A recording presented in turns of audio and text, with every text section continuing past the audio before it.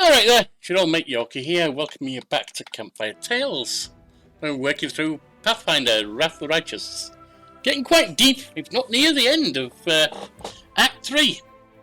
Now, my goal for him this time, last time we in particular dealt with the wedding, where Derek Sunhammer, jeweller to the crown, has apparently been a traitorous little bugger and set all kinds of jewelled things up throughout the kingdom, including at the wedding, to bring demons in place of people. Wonderful! Just wonderful.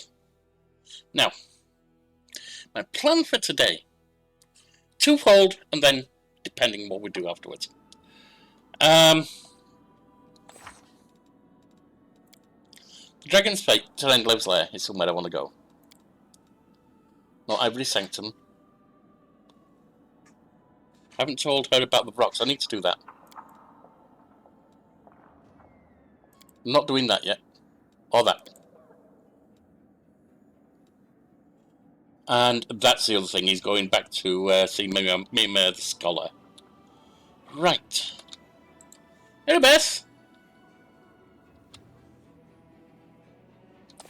Also, if we get a chance, I might follow the Call of Soul. What else? Imposter, visit the Expiators camp. I don't think so just yet. Waiting for that one. Solve riddles. Middle game maximize. That's just get him to 5. It's not actual maximum. Unless you can't get him past 5, but I'm guessing in the last act you can. I don't know. I haven't been into the last act.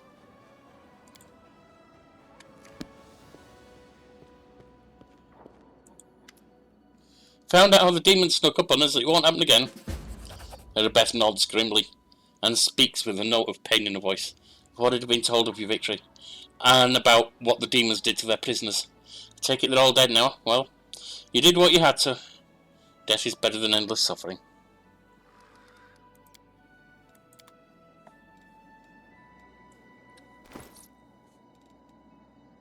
We are 126 away from the next level.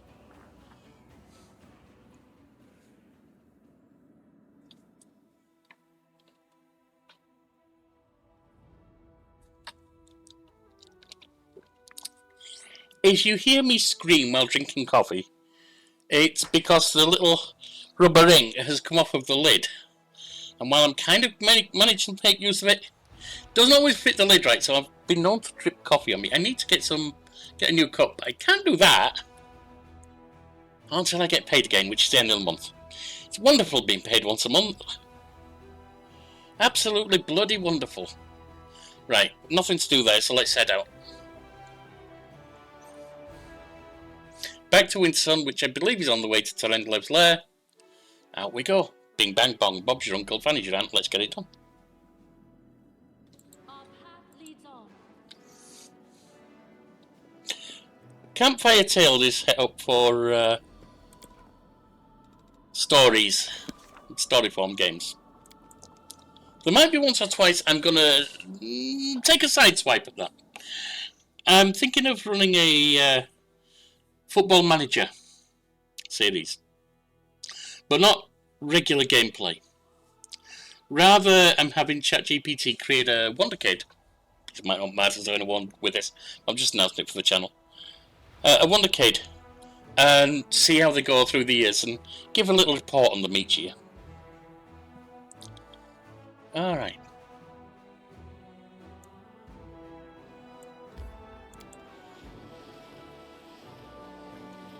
We can do some recruiting. Good.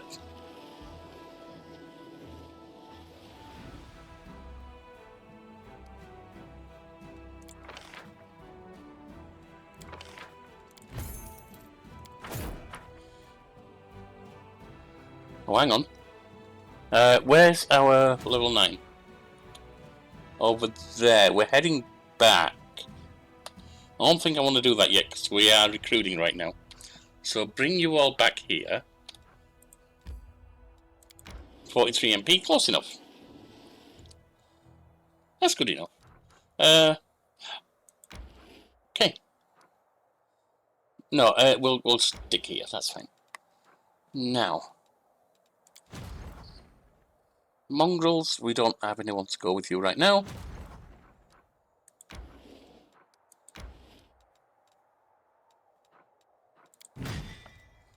Clerics, up to 159. Not the Houndmasters, and not them.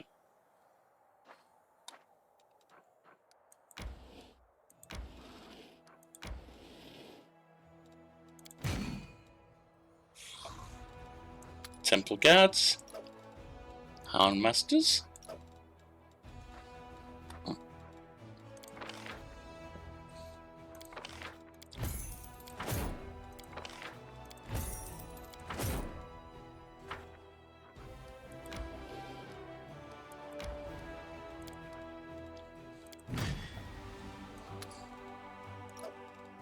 $217 marksmen. 70 of them.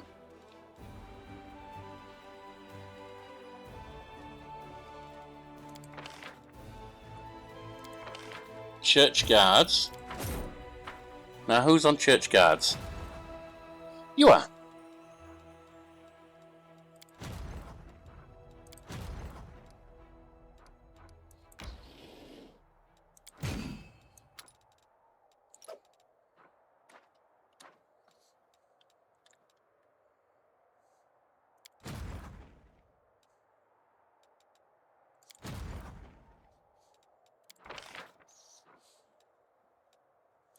Let's get some resources. I can use all of that.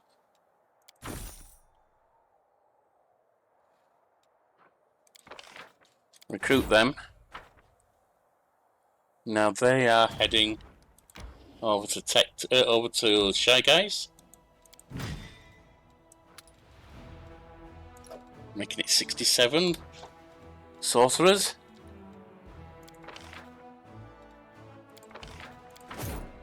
Inquisitors are on Aki's army. Keep thinking she's got duelists for some reason. No, they're Inquisitors. Spearmen are tacticians.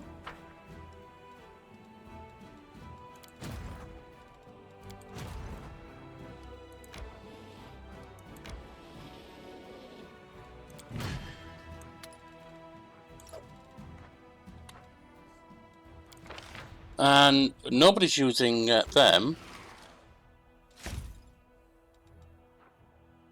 Nobody's using headhunters. I guess I could move them onto there. What are these ones? Oh, those are the soft points. That's right. Oh, they've got the duelists. That's right. Now, who's getting close? We've got level 7. Aggie's army could possibly take them on. What are they made of? Bit risky. Bit risky.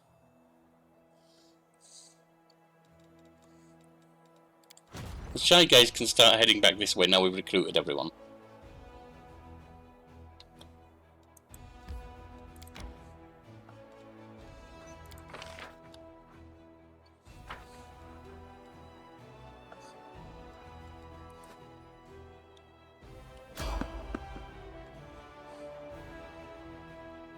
Let's fight some enemies. Because if Miama's gone undead, or she's got other weird, nasty undead there, we might need that extra level.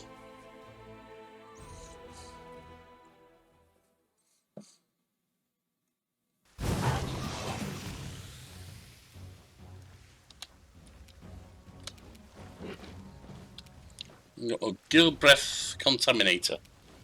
Is that all? Might be.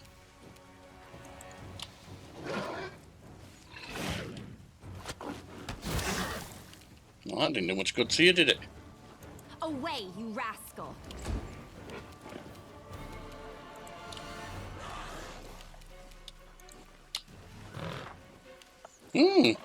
Oh, there's a grown Nabasu. Alright, hey! Stop that.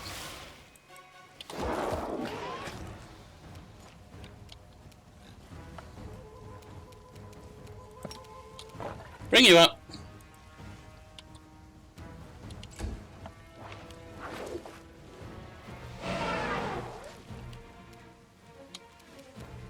Sealer.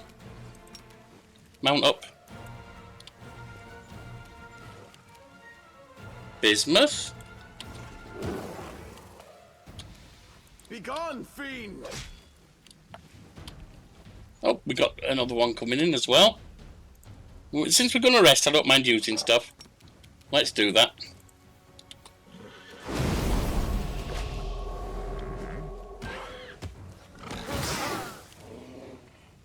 Naira. Your time is over. Nabasu's down.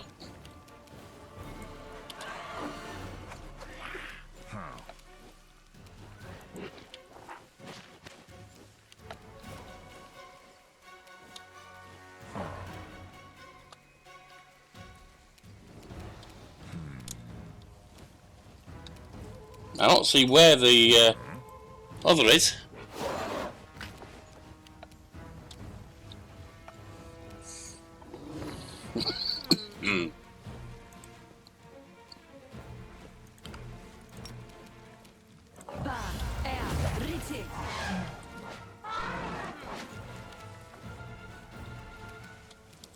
Smite evil. Into the fray.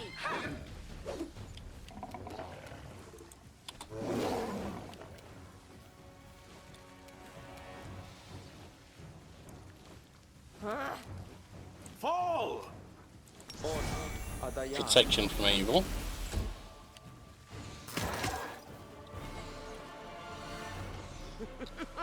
There's a huntress somewhere, that's what it is. There's at least one, in fact.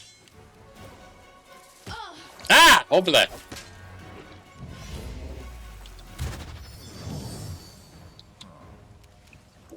Ember.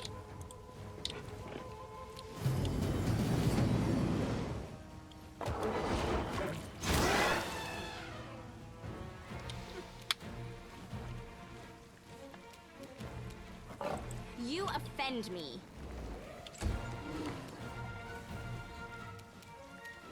Oh, he's almost down. Okay.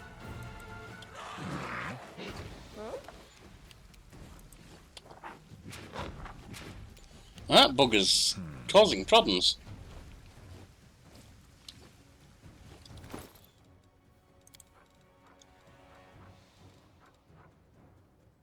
Critical wounds.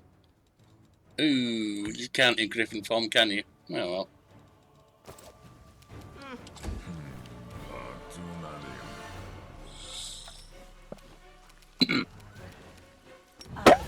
Put a bless on.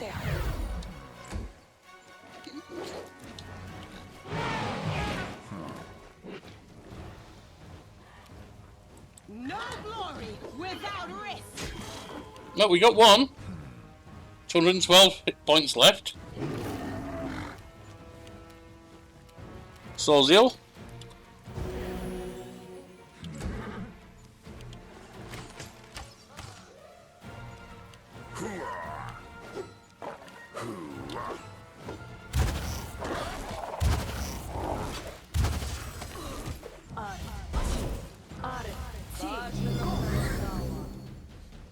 Ember.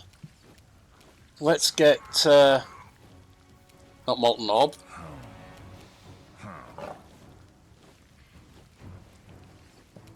Oh, it's not that one, is it? It's not bad. No, it's. Thought it was, no, it's ability, isn't it? That's right. And it's this.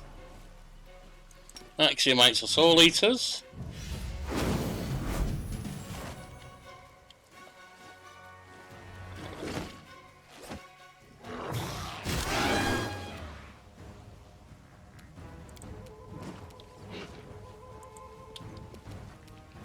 Stand down. Nice, 70. Another 23, well done. Oops, that was a mistake. You can stay down, Ulbrig. What else are we going to do? Put the song on.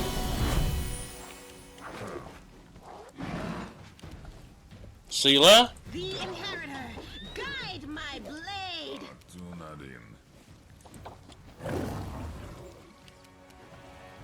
Sawzeel.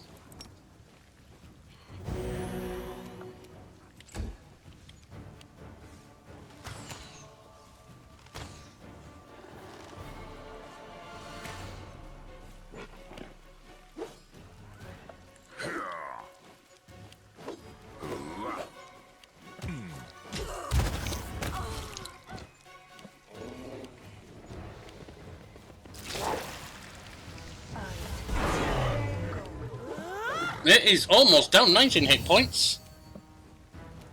Can we hit it with fire? No, we can't.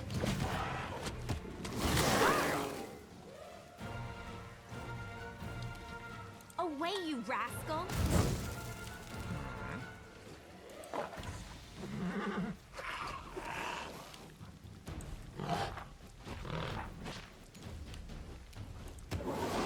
You got it! Oh no, he got you. Try this. Nope.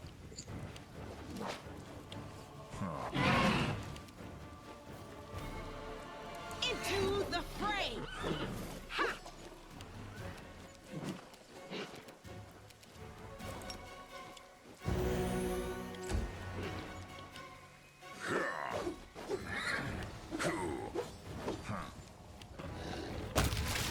Got it. And there's the level. Imperial Sorcerer 13.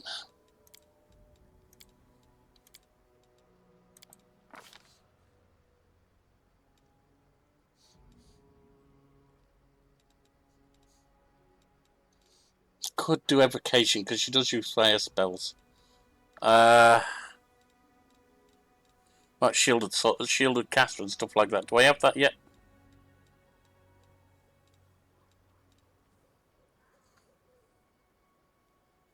Spell penetration. That's useful. Bloodline feet. She is my low religion, isn't she? So that could be useful. Augment summoning. She doesn't summon.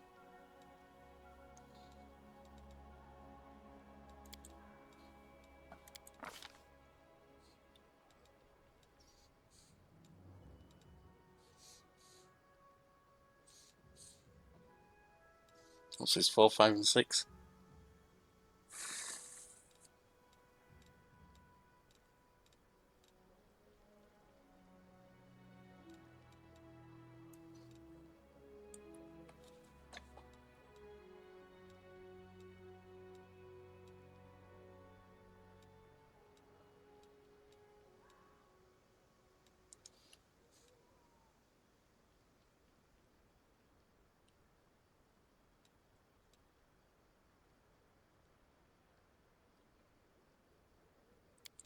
Ice Storm might be useful.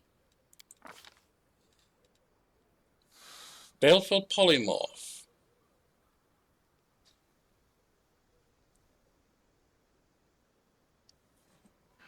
I could see that being useful. Or Cloud Kill. If I do Cloud Kill and then give her that thing that lets poison get through. Although, hang on.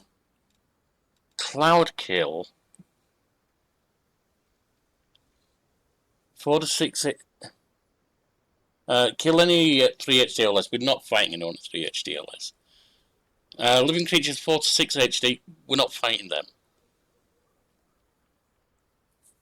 More than 60 takes 1d4 points of constitution damage each round while in the cloud.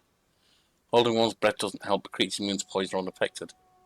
I'll take it. I like the constitution damage. But it's a question as to how good it is. Yeah, we'll take that, definitely.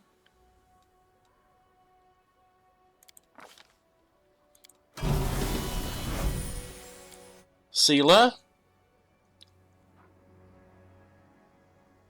Additional Smite Evil. Mobility.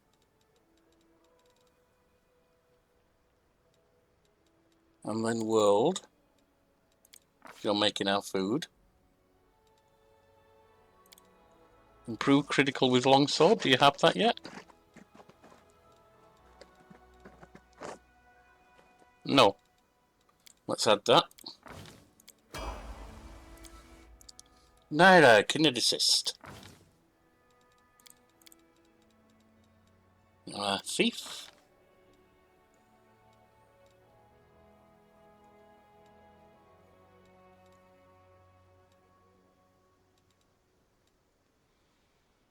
Range weapon should be a kinetic bolt.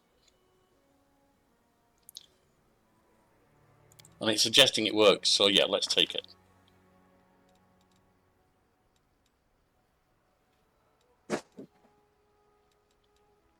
Deadly Earth.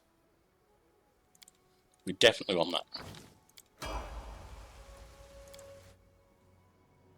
Stigmatized Witch 13.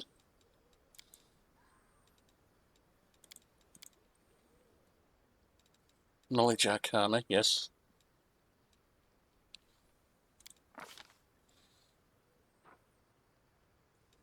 I don't see that as being useful to her.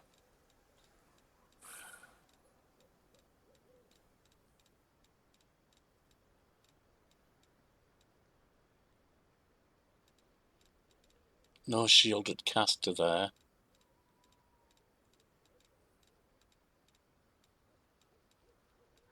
Combat casting.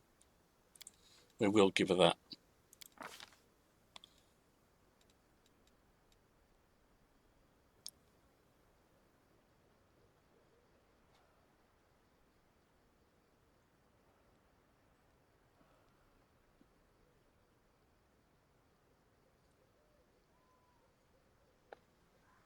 We'll take... No, and she can summon. But there's no point in getting summons at this level now, because they're going to be too weak. Baleful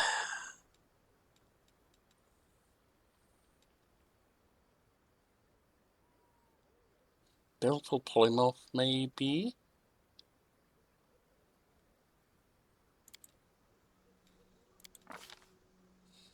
And...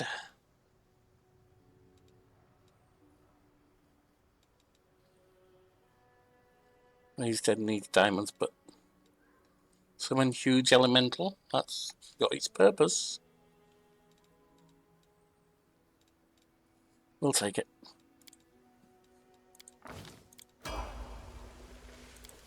Now you are at Shifter 13.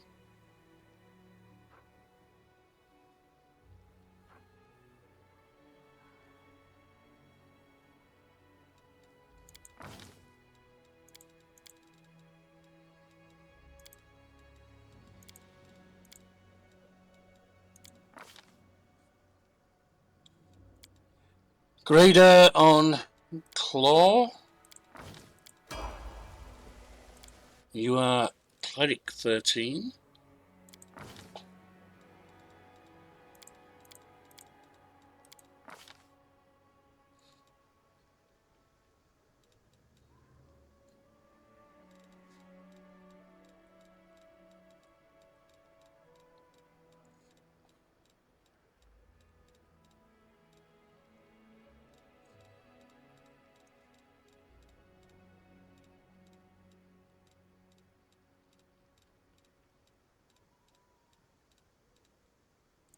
Let's take improved critical on glaive, since that's what he's using. And then we will rest. There's beauty hidden in the darkest of places. Too bad no one can see it there. It's a point, I suppose. Those who perished in Canabres, I still dream about them. Sometimes I see their faces in the crowd. Tell me, this will never be over, will it? In one way or another, no. The ones we lost, Yeah. they'll be with us forever.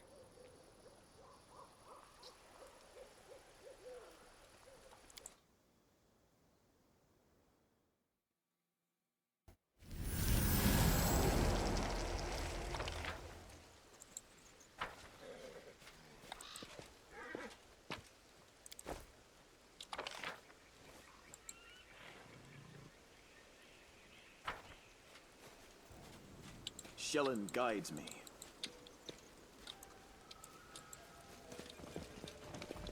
There we are. I will guide us. Wondered where the exit was.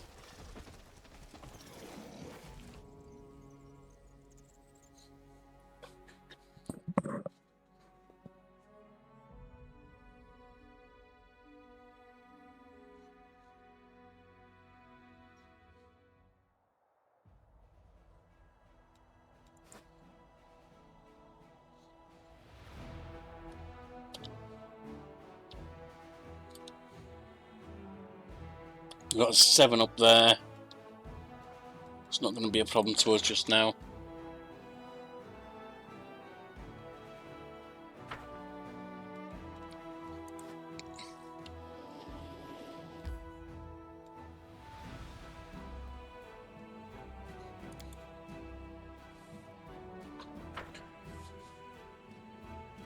Right, let's see if we can find Mia.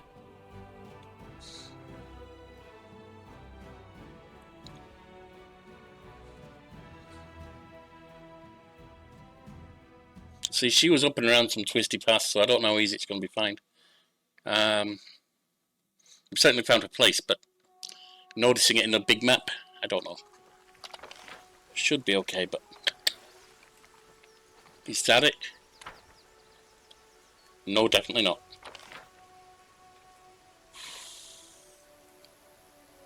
What about there?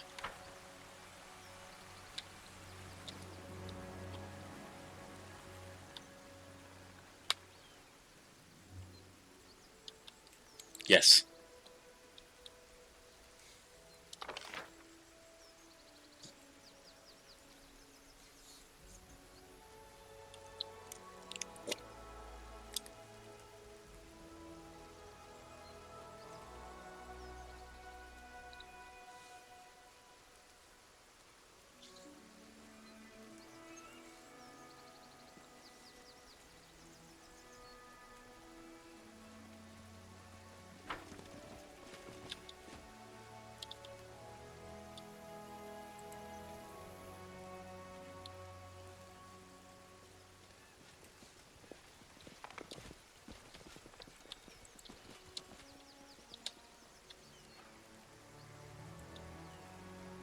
This is where we fought the blighted tree ants, isn't it?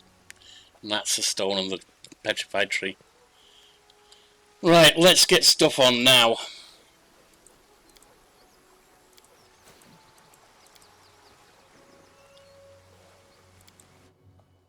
And let's get you boosted as well.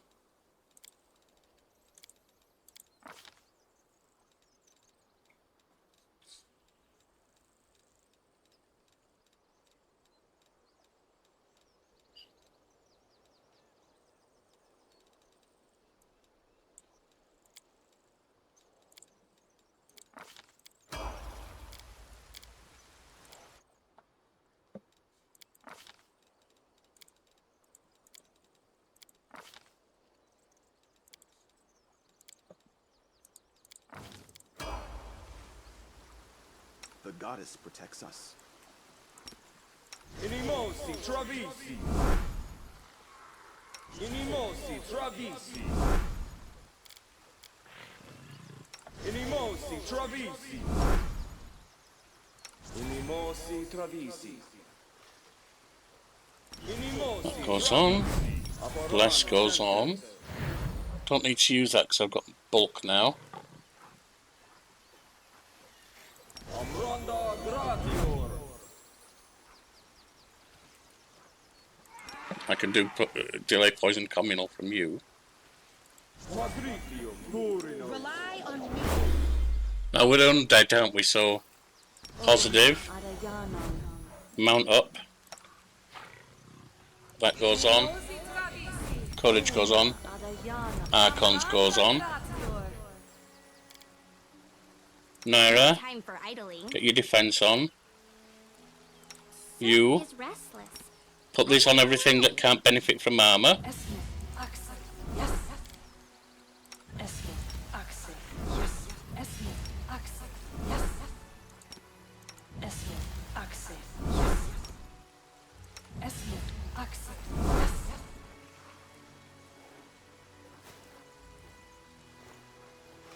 make sure we get these on our characters.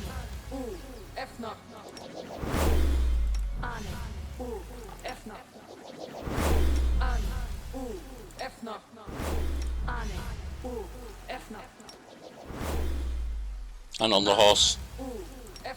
We can't have that fall from under Sealer, she's mounted.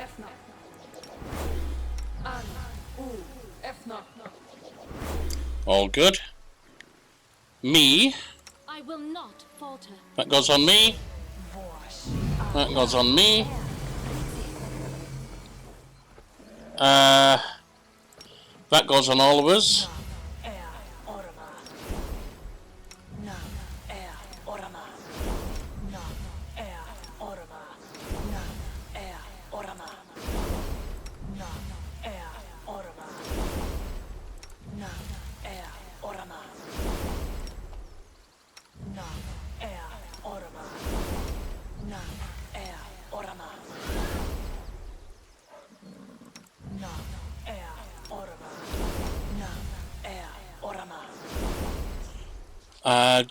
If it's undead, it might do cold, might do electric, might do fire.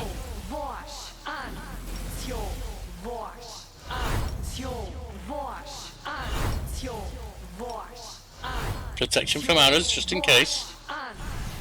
Giant size on the horse. Giant size on you. Giant size all of us.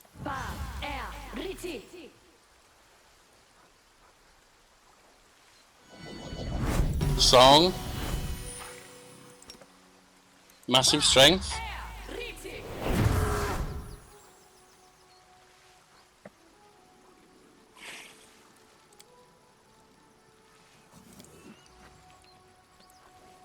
That can go on instead of... What am I not going to use? That.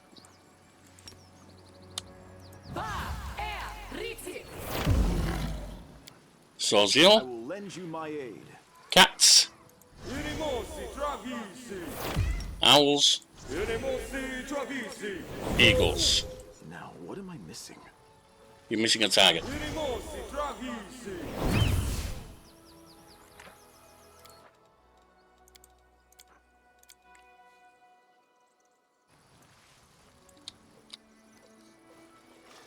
Make sure I've got the marching order right.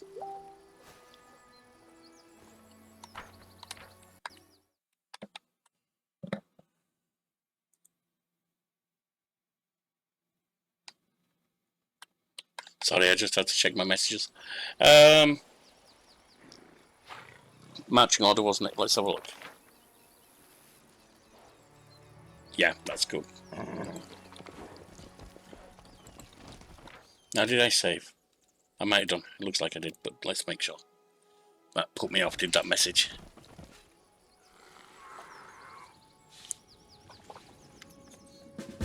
Teacher! Teacher, what happened to you?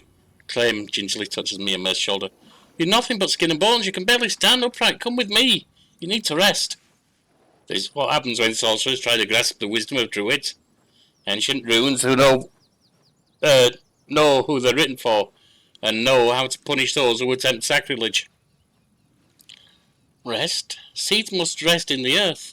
Bones rest betwixt roots. Covered in snow, we find rest in earth. Until spring, until spring. Teacher! Claim called to Mia with pain in his voice. Do you remember me? It's me, Claim, your student. I've come to bring you home. Claim, a spark of recognition flows from Mia's crazed eyes. Claim, what are you doing here? This place is dangerous. Go. Bone like bark, like rock, like oath. A barely discernible whisper touches your mind. It sounds like the rustle of sand on ice. She belongs to this place, mortal. She will stay here. You will not save her. Leave her, or kill her, and go away. Hey, who's there? Come on, show yourself. And that's a Sabre. You desire to know who I am. I will allow it. But this knowledge is not without cost, oh no. A terrible figure, a petrified skeleton with branching horns, seems to grow out of the earth in front of you. Mortals, begone. from this place. She is mine. Leave her to me. Who are you? Sabre. The sound of the word feels like ice in your ear, like you've just laid your head on a frozen tombstone. I was a druid in Old Sarkoris long before the surviving magic users brought disaster upon themselves. While this land was alive, I protected it with my life. When the time came for it to die, I followed it into death. The smooth, gleaming white stones in the skull's eye sockets are fixed on the petrified tree. Our forest held secrets, ancient sacred truths. The demons brought fire. Flesh and wood burn as well as each other. But stone does not burn. We turned our trees to stone, and stood next to them as stone guardians. Brother, what's become of you? Aubrey quietly speaks a few words in the secret language known only to druids. The Sabre responds in the same secret language. You are no brother of mine. Leave or perish with the rest. Why do you say that Myanmar belongs to this place? The insolent, foolish mortal came here seeking the secrets of the old forest. Well, I allowed her to glimpse them. But these secrets came at a cost. To preserve them, to escape the fire into the embrace of stone, we paid with our lives and souls. It is only fair that she should pay the same price. I cower slightly. He's hurting her because she's curious. Bad, scary man, going to place of secret and learning those secrets, that's a normal thing to do. It was very bad and painful for you. Now you're sharing your pain with her and with us, but it won't make you feel any better. Even if we all died right here, it wouldn't make you any more alive. Let her go, please. She's not going to blame you. She's not to blame for what happened to you. Do not insult us with your foolish pity, mortal. We have no need of it. How can you insult someone with pity? Pity comes from a place of good.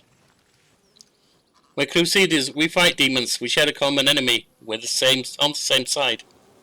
On the same side of what?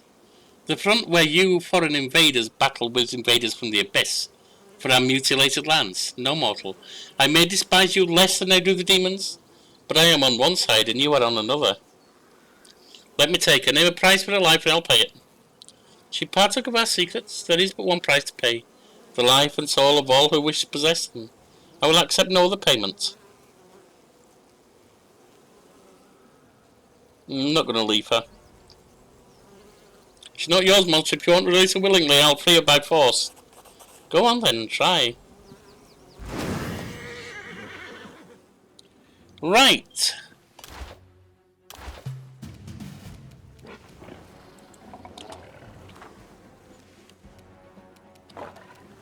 Your time is over.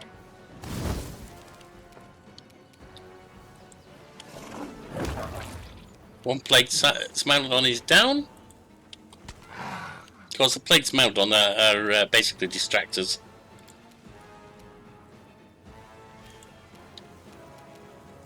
Bring them out first, come on.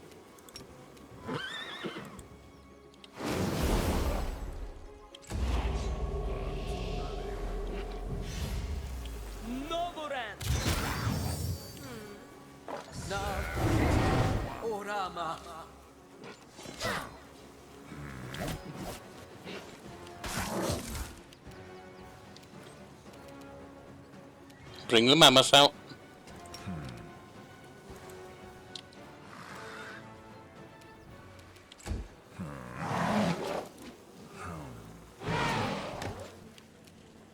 All brig.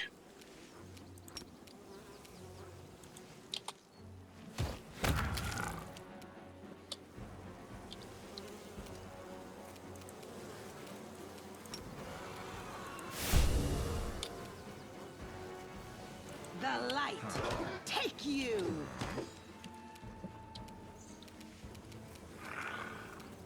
I will bring down the divine wrath! Ow.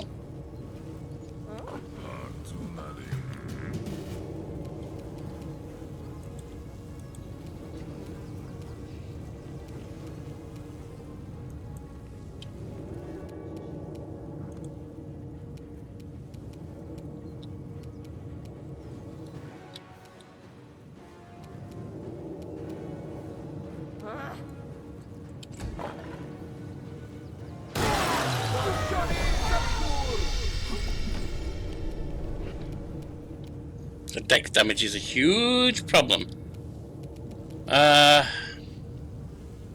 Naira? You offend me.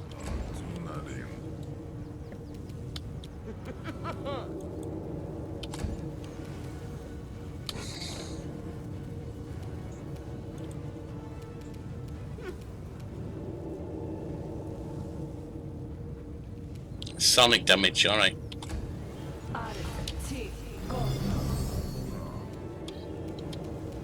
Ember, get them out.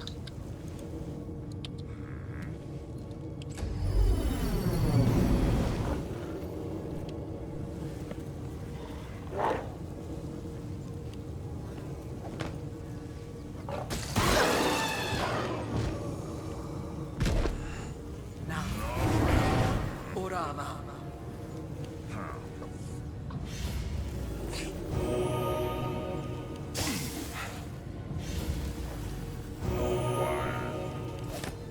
Swords at death's door. We might not be able to take them.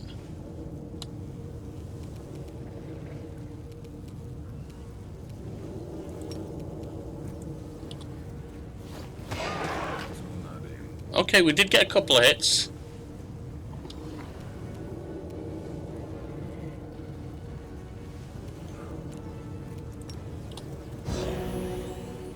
It's another 17.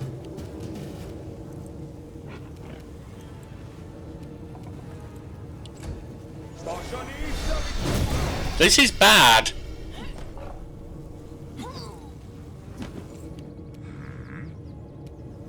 Naira? Stand down.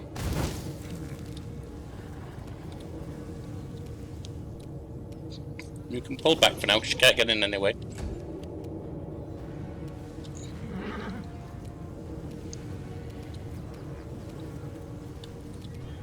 Let's... Oh, it's undead, so it won't work with these, will it? This won't affect it, I don't think.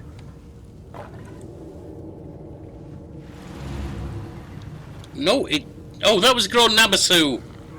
Soft sod. You can pull back, because you can't exit there anyway.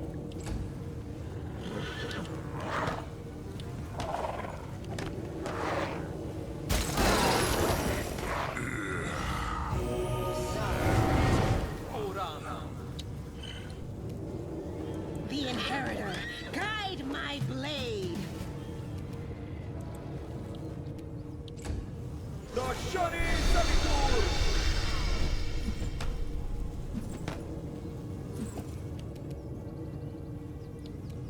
Naira? Away, you rascal.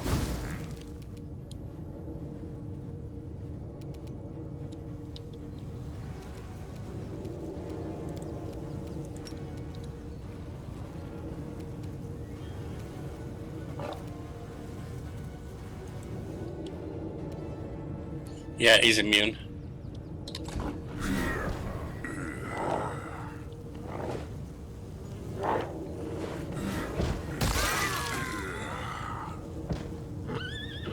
Damn! Basically, everyone's dead. Apart from Sealer. No glory without Who might actually be immune.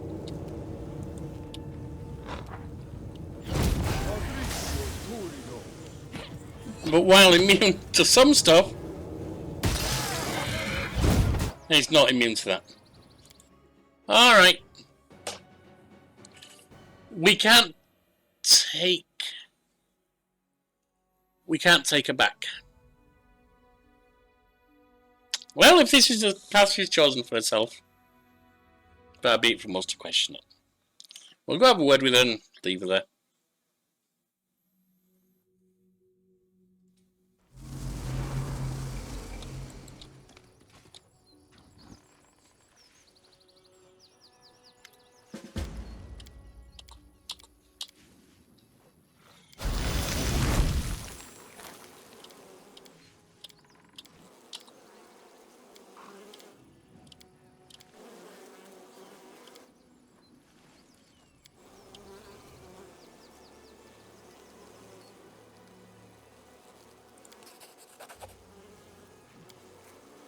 Wise decision. Farewell, mortal.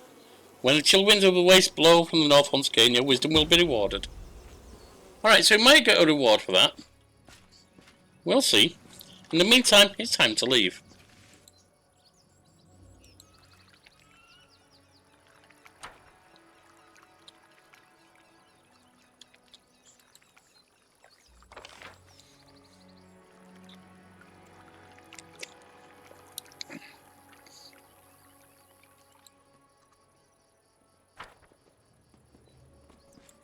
I won't let you hurt Oh. my friends. We do have a Spectre.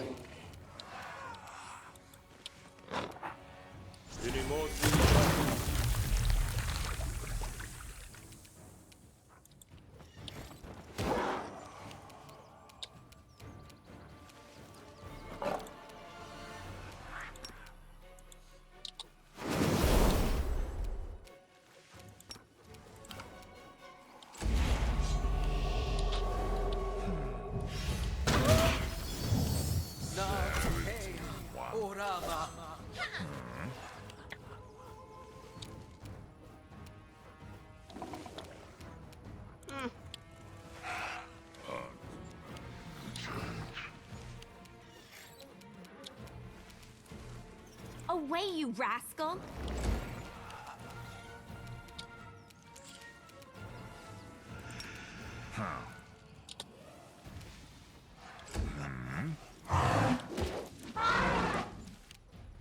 Oh yeah, it's immune, isn't it?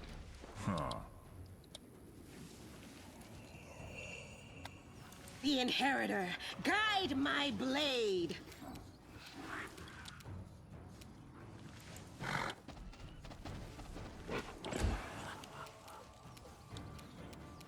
Begone, fiend!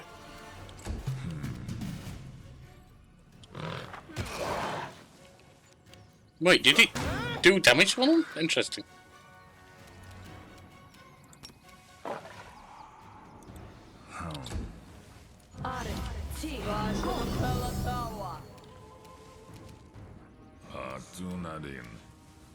Oriana.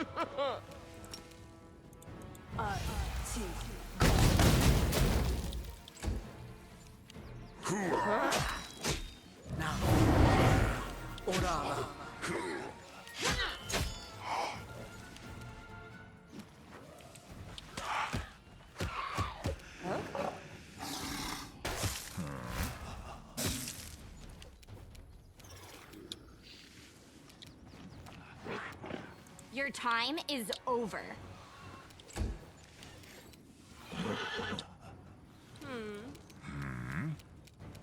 You. Let's try fire, I suppose.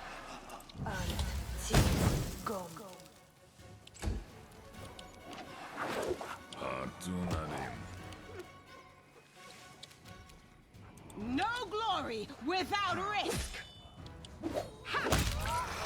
Got it.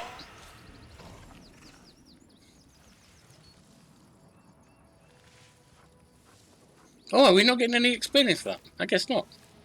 Alright.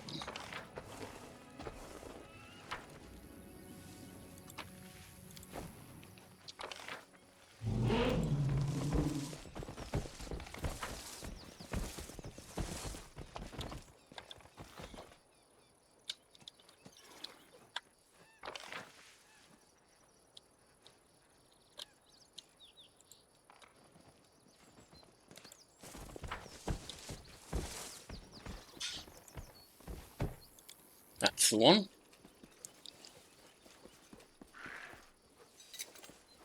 Easy.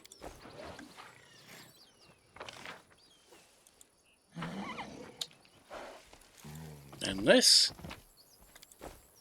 And then we leave.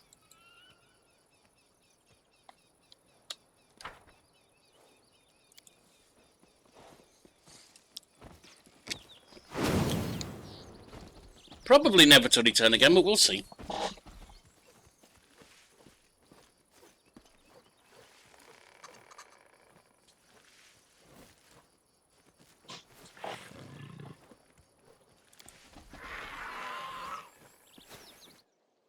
Oh, she's got slow on her, doesn't she? That's right, because I've got that whip activated. I need to take that off.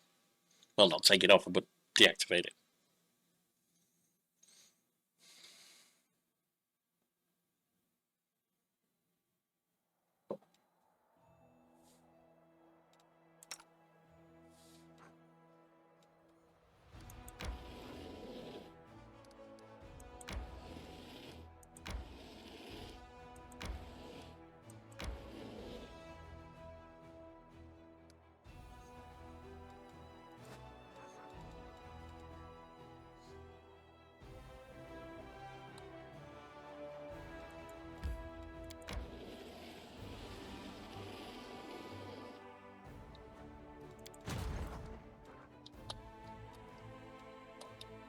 There's a level 7 there. I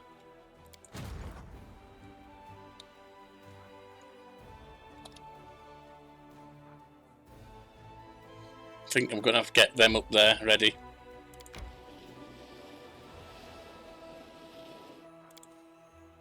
Anything at the table?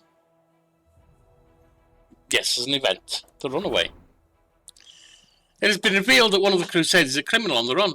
1 year ago, the knight murdered a noble in Erosin and escaped justice. The killer repented and joined the Crusade army to atone for his sins. But the daughter of the murdered aristocrat wants vengeance and requests that the criminal be arrested and tried. Take the repentant knight under protection. Give the vengeful noble the murderer's head. No. Do away with the vengeful noble and get her treasures. No.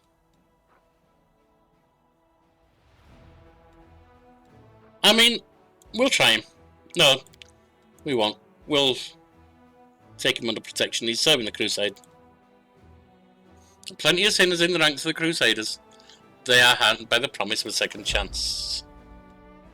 A second chance, and not a third. Bear that in mind.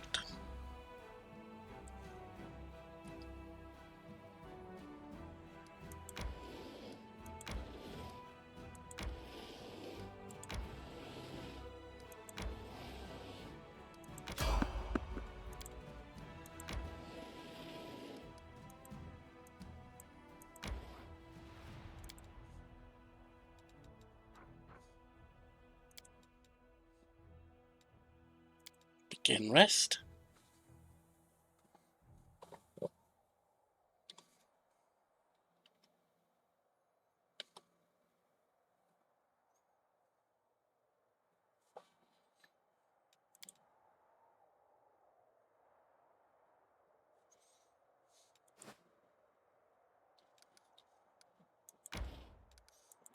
Yeah, you made a mistake coming down here, love. I don't know why you bothered, but there you go.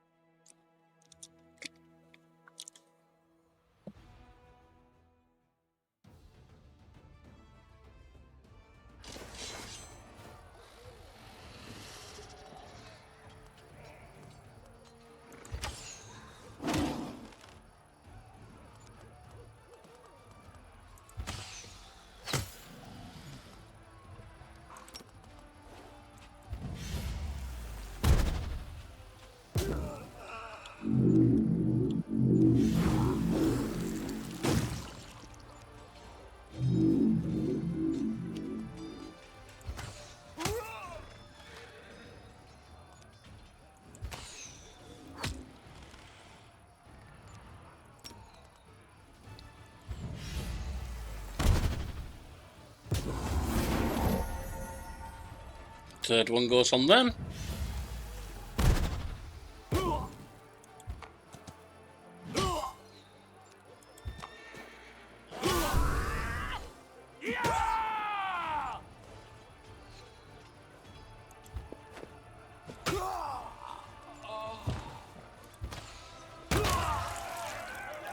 Nice and easy. Should have attacked.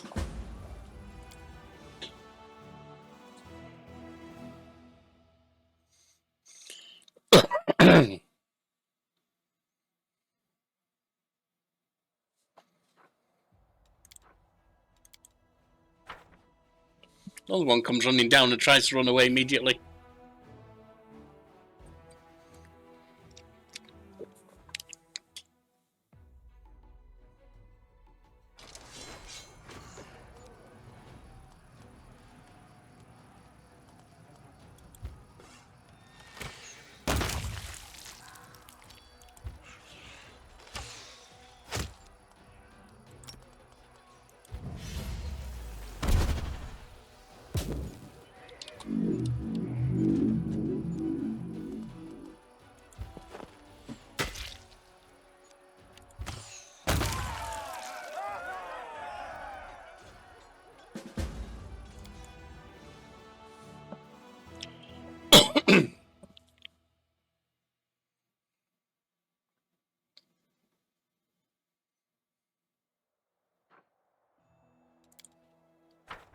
This could be a dangerous one, we'll have to see.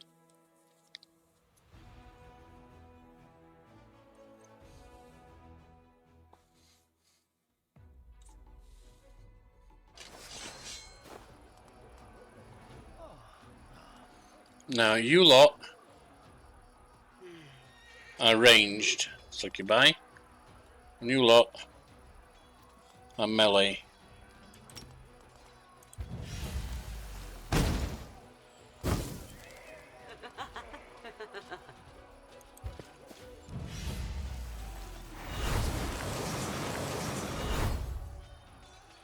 Problem.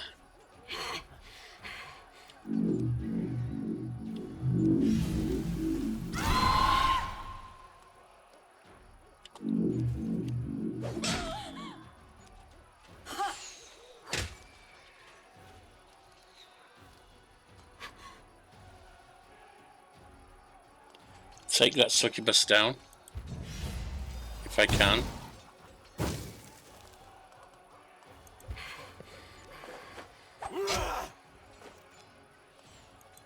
Forgot to bring the dogs out.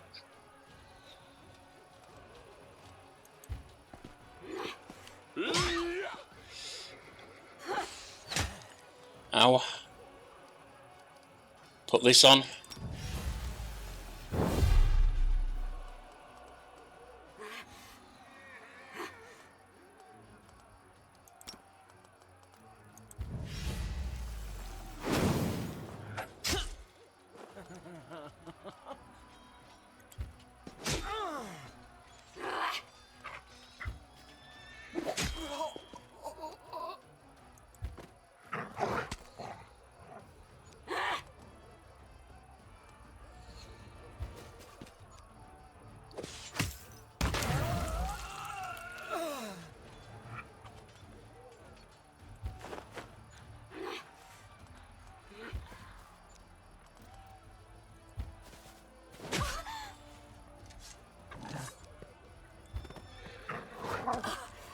Seven left.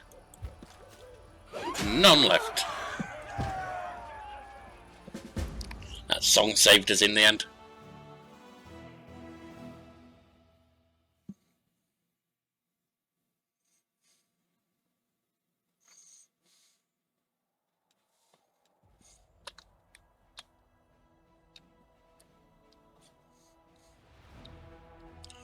Right.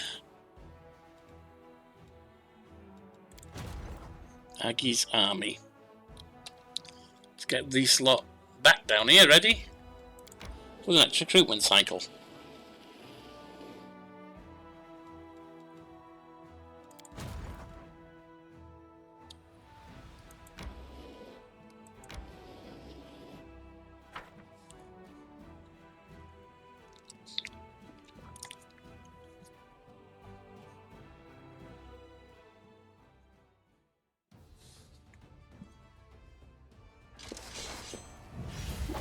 Ooh. There's a little bit of an issue here.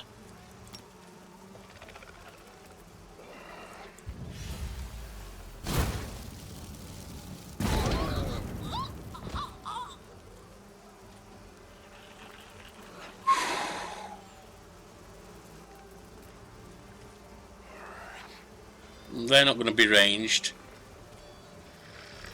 Take the Drachni down.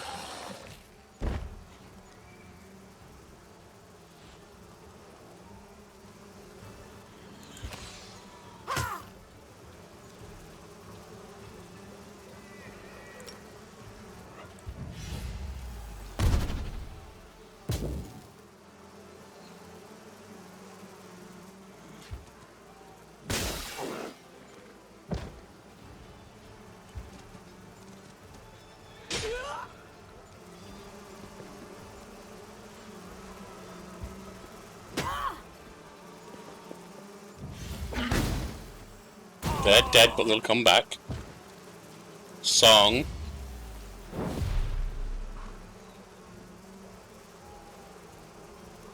Cultist. Cultist. Good.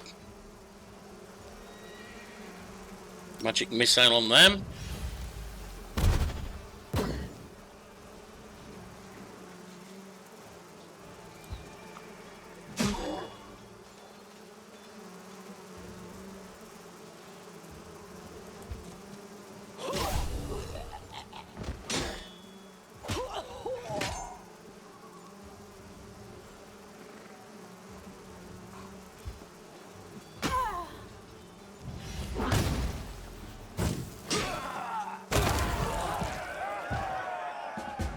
There we go.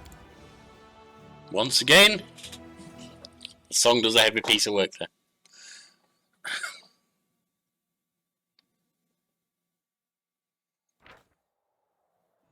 Host of demons once guard the horrific remains of the Tower of Yath, sculpted from demon flesh.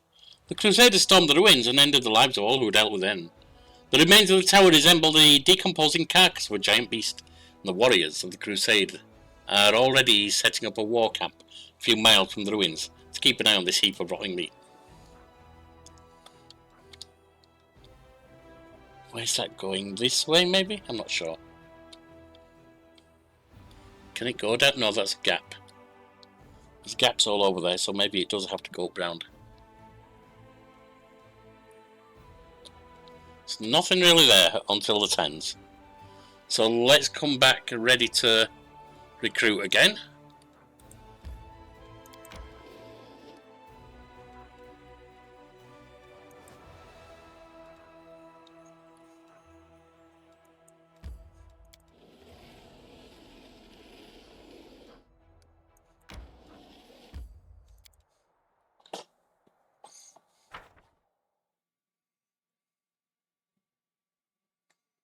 Terendlev's lair.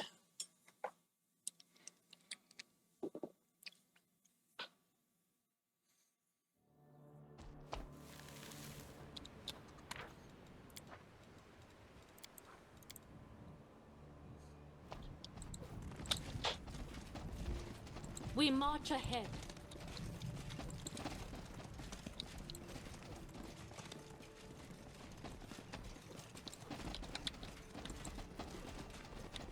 Our path leads on. Cultists? Who's there? One of the Queen's lapdogs? Oh, okay, we got some cultists. You offend me.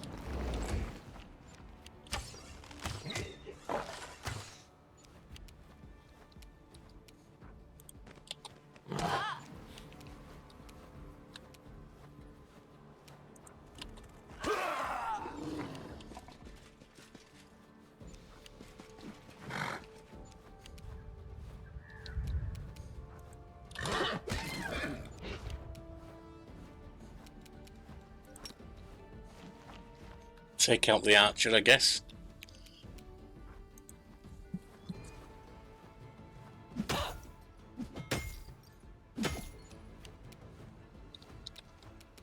It's gone buggy again.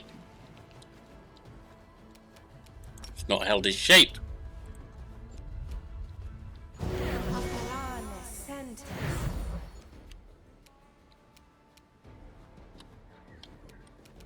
Left her behind somehow.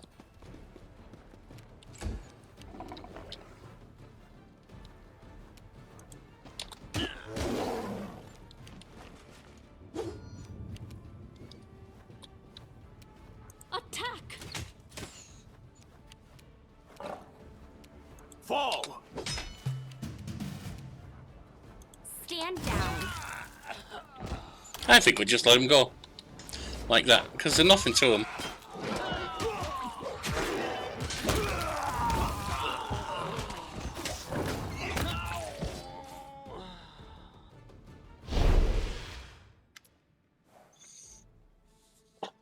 Stop! Please stop! A golden-haired man raised his hands in a calming gesture. This place is an abode of peace and tranquility, a place to heal the soul and body. It's not a battlefield. Please, spare this man. Who are you?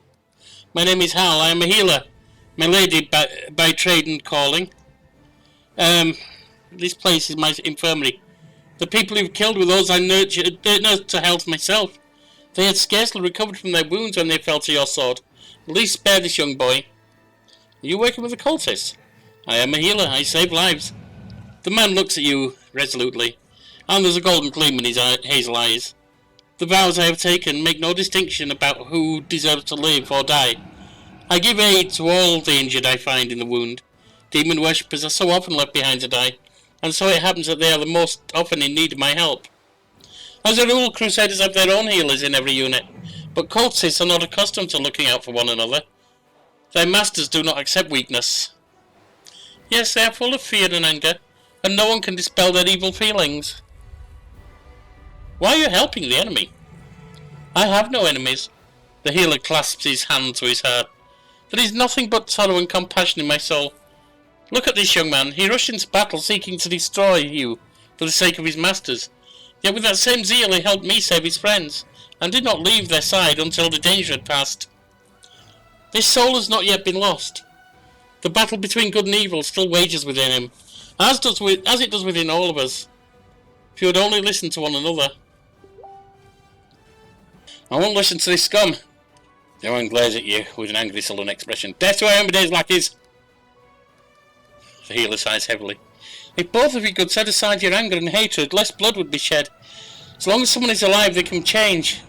Only the dead are lost forever.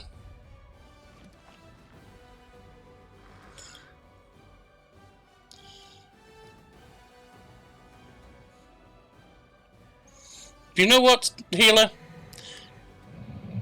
After all that my little girl Ember has been saying, I'll give him a chance for you. I'll give him a chance for her. Who knows, maybe you're right. Perhaps this culture really can change. The man lowers his head. Thank you for your wise decision. It has gladdened my heart. For an action that was good. So, I can go? The boy looks at you with distrust. I want you to know I won't change. I'll remain your enemy, and Lord Baphomet will give me great powers. You're already strong. You do not need to serve demons. When you finally understand this, your soul will find peace. You already possess that which is worth most, your life. It won't last long if he attacks. The healer turns towards you. His hazel eyes turn gold. His voice becomes deep and more majestic. You acted toward this boy as Terendelev acted towards you in Canabres, when she treated you with no consideration of who you were, or whether you deserved to live. I can feel the touch of her magic upon you, like a last lingering farewell. Ah, it's Haloceliax! How? The dragon looks down on you from above. With every move of his powerful muscles, his golden scales shimmer and shine. Terendelev's made the right choice, child. As did you. You were not born a dragon, but the true spirit of a dragon is within you. It is as strong in you as it was in her, trust me. I knew Terendelev well. I am the gold dragon Haloceliax. It was once my honour to teach the protector of Canabres. Oh, well, that's it. Now a big grown-up dragon is here. I can already tell that I'll be scolded and instructed and scolded. Abel's face is full of mischief. The gold dragon's expression looks almost like a smile. I always knew that you havoc dragons took such lectures as praise.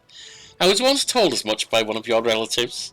Apparently, if a gold dragon doesn't scold you, it means you've done nothing of interest.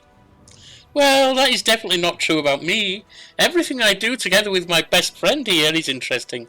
How about you and Eliana Soulshade go and talk and discuss your grown-up things, and I will be very sneaky and tie a rattle to your tail. Were you testing me? Life itself was testing you. I merely seized the opportunity to look upon the last soul who helped by Terendelev. Could use a gold dragon in the Crusade. Do us the honour of joining us. Alicia shakes his head. Not now, I'm afraid. I have my own responsibilities to metallic dragons, but I will watch you from afar, and if I see you are ever in need of a dragon's wisdom, I will not be the only one willing to come to your aid. I'm the spirit of a dragon within me. What am I supposed to do? Remember that life is a journey. Some go through it as faster, others slower, but we all reach an end where nothing can be changed. As long as we are alive, so too is the hope of that change. While we are living, we can do so much good, and change the world for the better. I taught this to Tarendlev when she was on the brink of despair. She thought that, now tarnished, she was doomed to suffering and evil, but I showed her that as long as we are here, and are not at Pharasma's throne, nothing is lost, and no one is lost. Choose the actions that will make the world better. Such is the path of the Gold Dragon. I know you tried to save Tarendlev from corruption. How did you manage to succeed? The Gold Dragon closed his eyes for a moment. Tarendlev. Here she found shelter, fighting the desire to decimate and destroy. I flew here to help her. The sun rose and fell more than once as she poured out her hatred upon me, all the pain that was tearing her soul apart. Many times we found ourselves at one another's throats, ready to fight. Many times her words wounded me deeply. But in the end I got through to her. I found the right words, and I stayed with her in this place of peace and rest until her soul found healing. Farewell, Halcyon. I would say until we meet again, child. Alright, so the dragon's fate is resolved.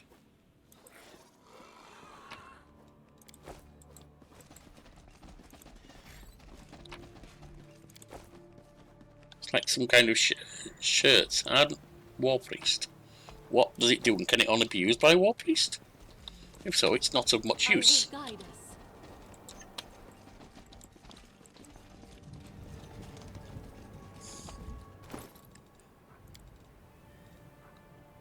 If the wearer of this shirt has the further class ability, nope.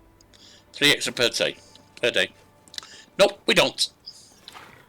Oh yeah, you need to get that. That's why she got left behind. I wonder why.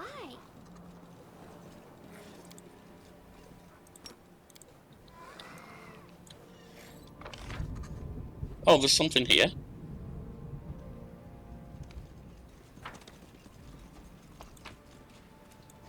Just trash.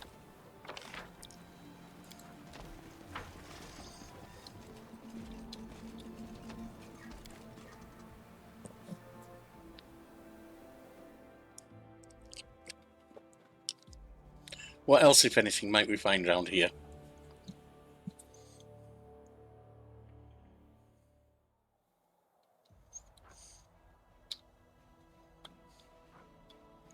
Ravaged Longhouse. Heart of the Mystery. Oh, the Extirpators Camp. Befouled Barrows. There are a number of things to do around here then.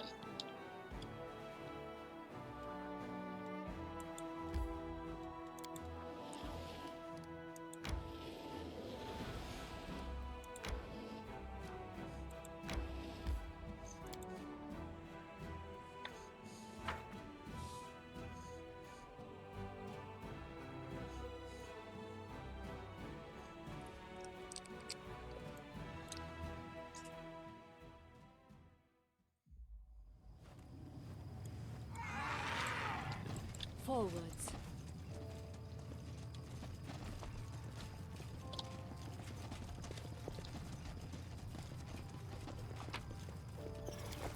We march ahead.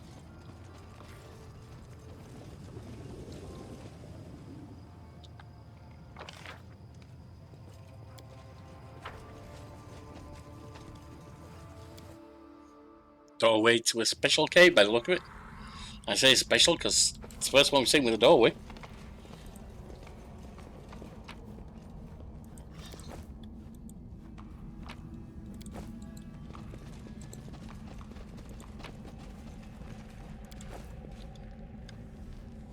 Darkness mask, what does that do?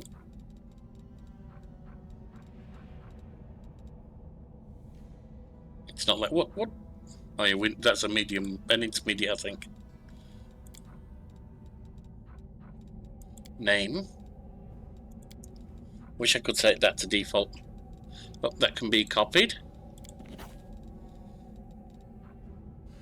It's a bone key. The castle in the clouds.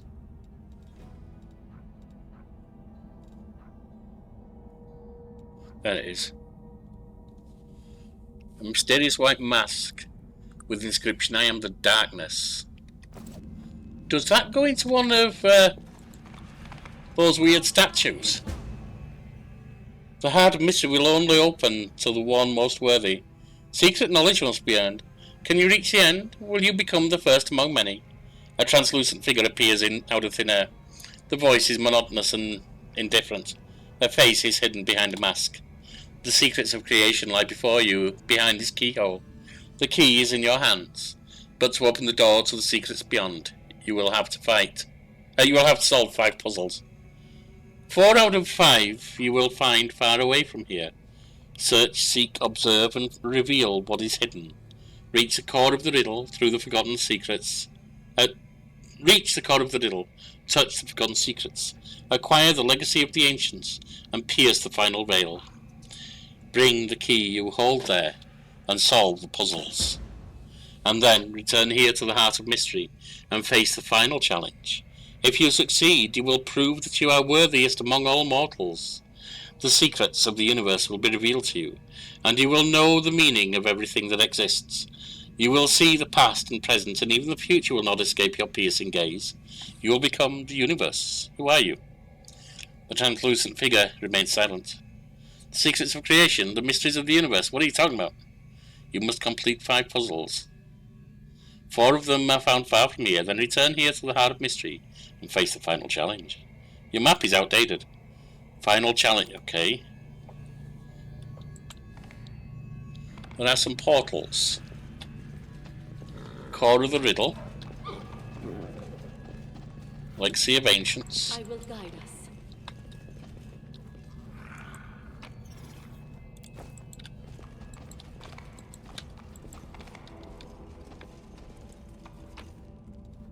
Elven Notes, yep. Without a doubt.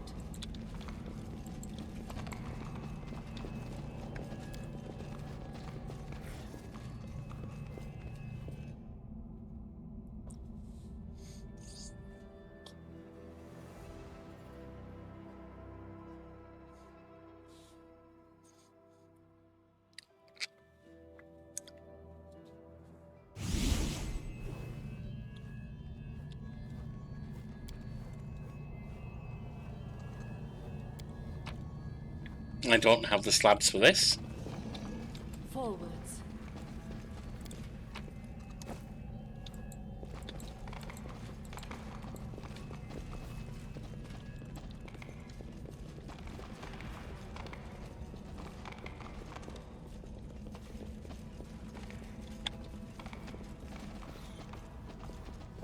We march ahead.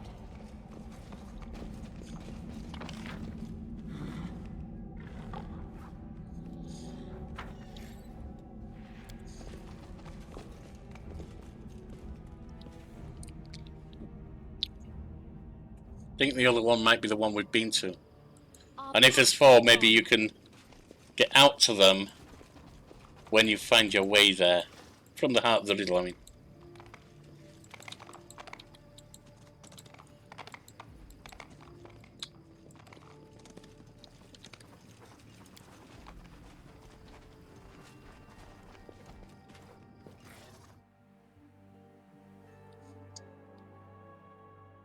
Or Heart of Mystery, whatever it is.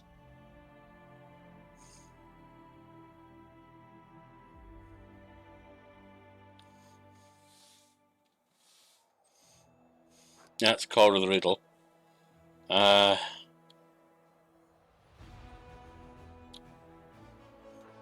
barrows might be more. Extirpator's camp. Ravaged longhouse.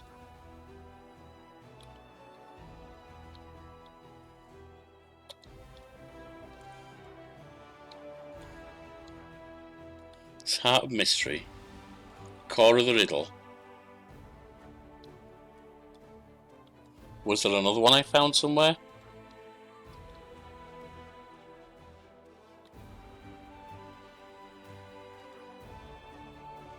Legacy of Ancients, that's the other one. So those are indeed some that I found.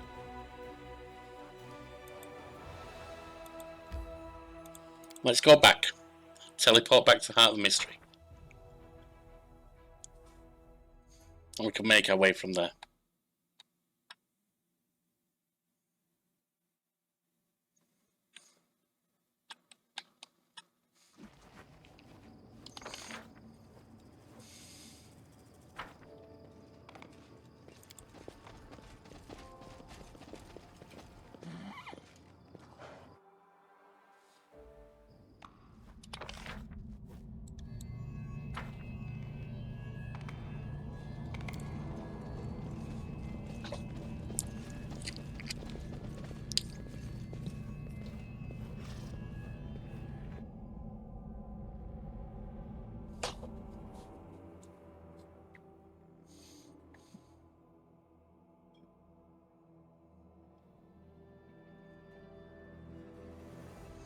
See what the others are around the heart of the mystery.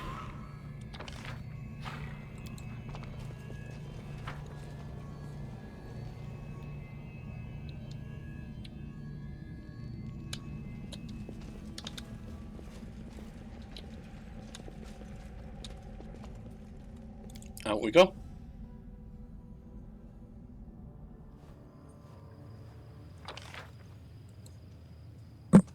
And further.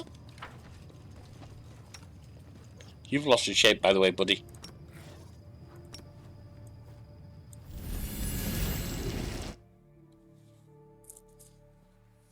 Don't know why it sometimes does that. Some kind of glitch.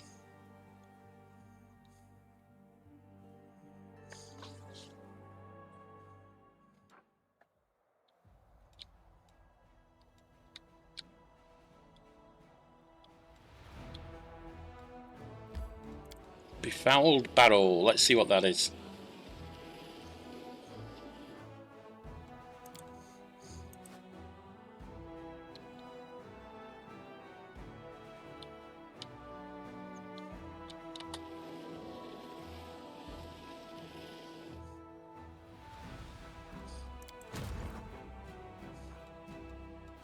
Level 1.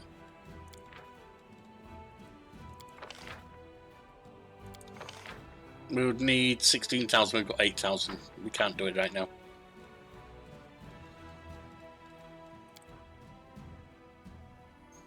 Well, that looks like it's about ready to go up on leadership. Logistics still needs work.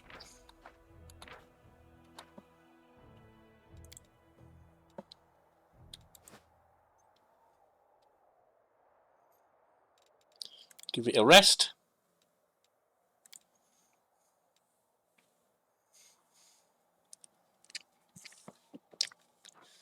Dragon Burial Ground was such a sorrowful place when they fought for us. Well, they fought for something more important to them, but now it's all been forgotten by all. The same thing will happen to our soldiers one day. They'll be living so happily and peacefully that they will forget the fighting. One day. Isn't that what we want in the end, though, in a way? Maybe not to forget and doom to repeat, but to remember with a distant understanding rather than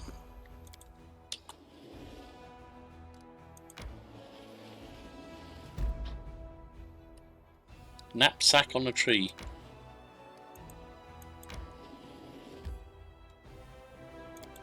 Befouled barrows.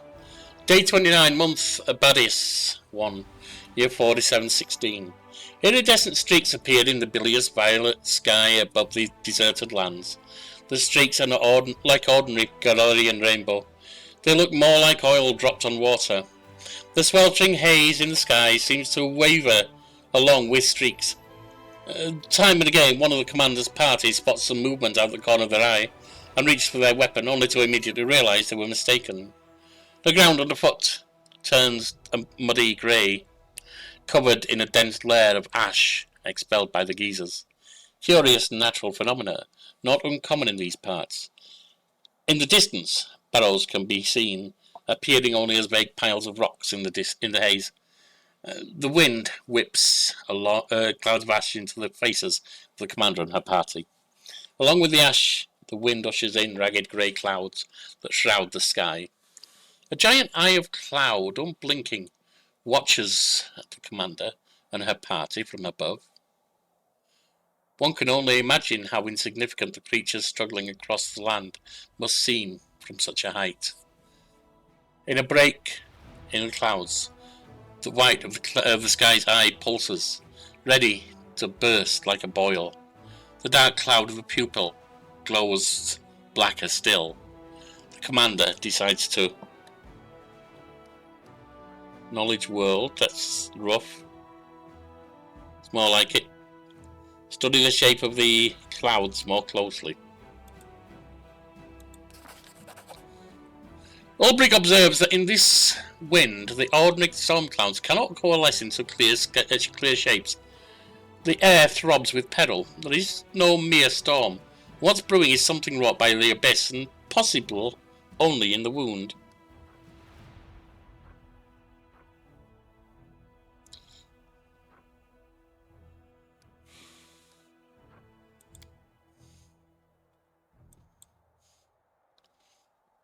Try to recall any previous mention. Sailor observes that in the wind, the ordinary cloud cannot cause it. No. This is the first time Sailor has encountered this phenomenon.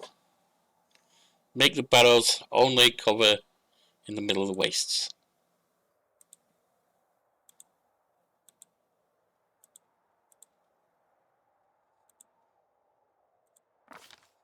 Failed. As the party runs to cover the black pupil of these cloud eye looms, watching their flight, suddenly something drops from the sky, landing with a splat on the commander's feet, like oversized fruit. It's white, about the size of a chestnut. It has a dark centre, and the longer the commander stares at it, the more it seems like something staring back. The fruit looks disturbingly like an eyeball. The whirlwind of ash stops the party from looking up to see what is happening in the sky. Perhaps a carrion bird was transporting its already rotting prize home. At least that's what all the companions are hoping, as they cluster around the milky white eyeball. A second eyeball lands with an unpleasant squelch, leaving only a bloody splash in the ash-coloured ground. Two eyeballs cannot be a coincidence. The commander does not even have to speak. Without a word, the party wheels about and races towards the barrows that loom black through the ash. The sickening hail pummels them in the back, shoulders and heads, leaving wet marks on armour and clothing and soaking their hair in sticky slime. The land around the barrows looks more like a dumping ground than a burial ground. The storms have bleached the skulls and bones, rusted armour and dented swords. This is a familiar sight. More surprising are the arms and legs of golems scattered around the waste, the once snarling faces of animals that now lack all resemblance to their living brethren. Things that look like horse carcasses, but with broken mechanical legs. Everything is brown with rust and long forgotten. A battle was fought here once. Through the veil of ash, the party struggles to find the entrance to the barrow. Perception.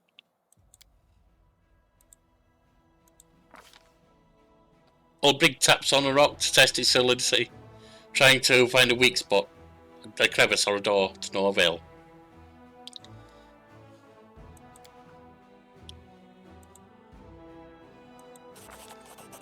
Sailor notices that the positioning of the barrows follows a pattern typical for these places.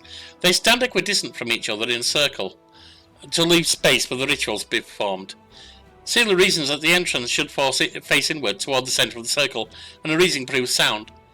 As an ash-darkened piece of some kind of casing that covers the entrance crumbles under the slightest pressure, the mouth of the barrow is cool and smells of damp and dust. More of the ash lies underfoot, pressed into a glossy, slippery crust. It's clear that the barrow has been constructed above a cave system, the deliberate carved-out corridors stretching off into the barrow depths, leaving room for natural passageways. The wind, wailing through the stalactites in the dark, carries a strange sound, similar to a desperate human cry. "Help me! Help me!" The party strains to hear and decides to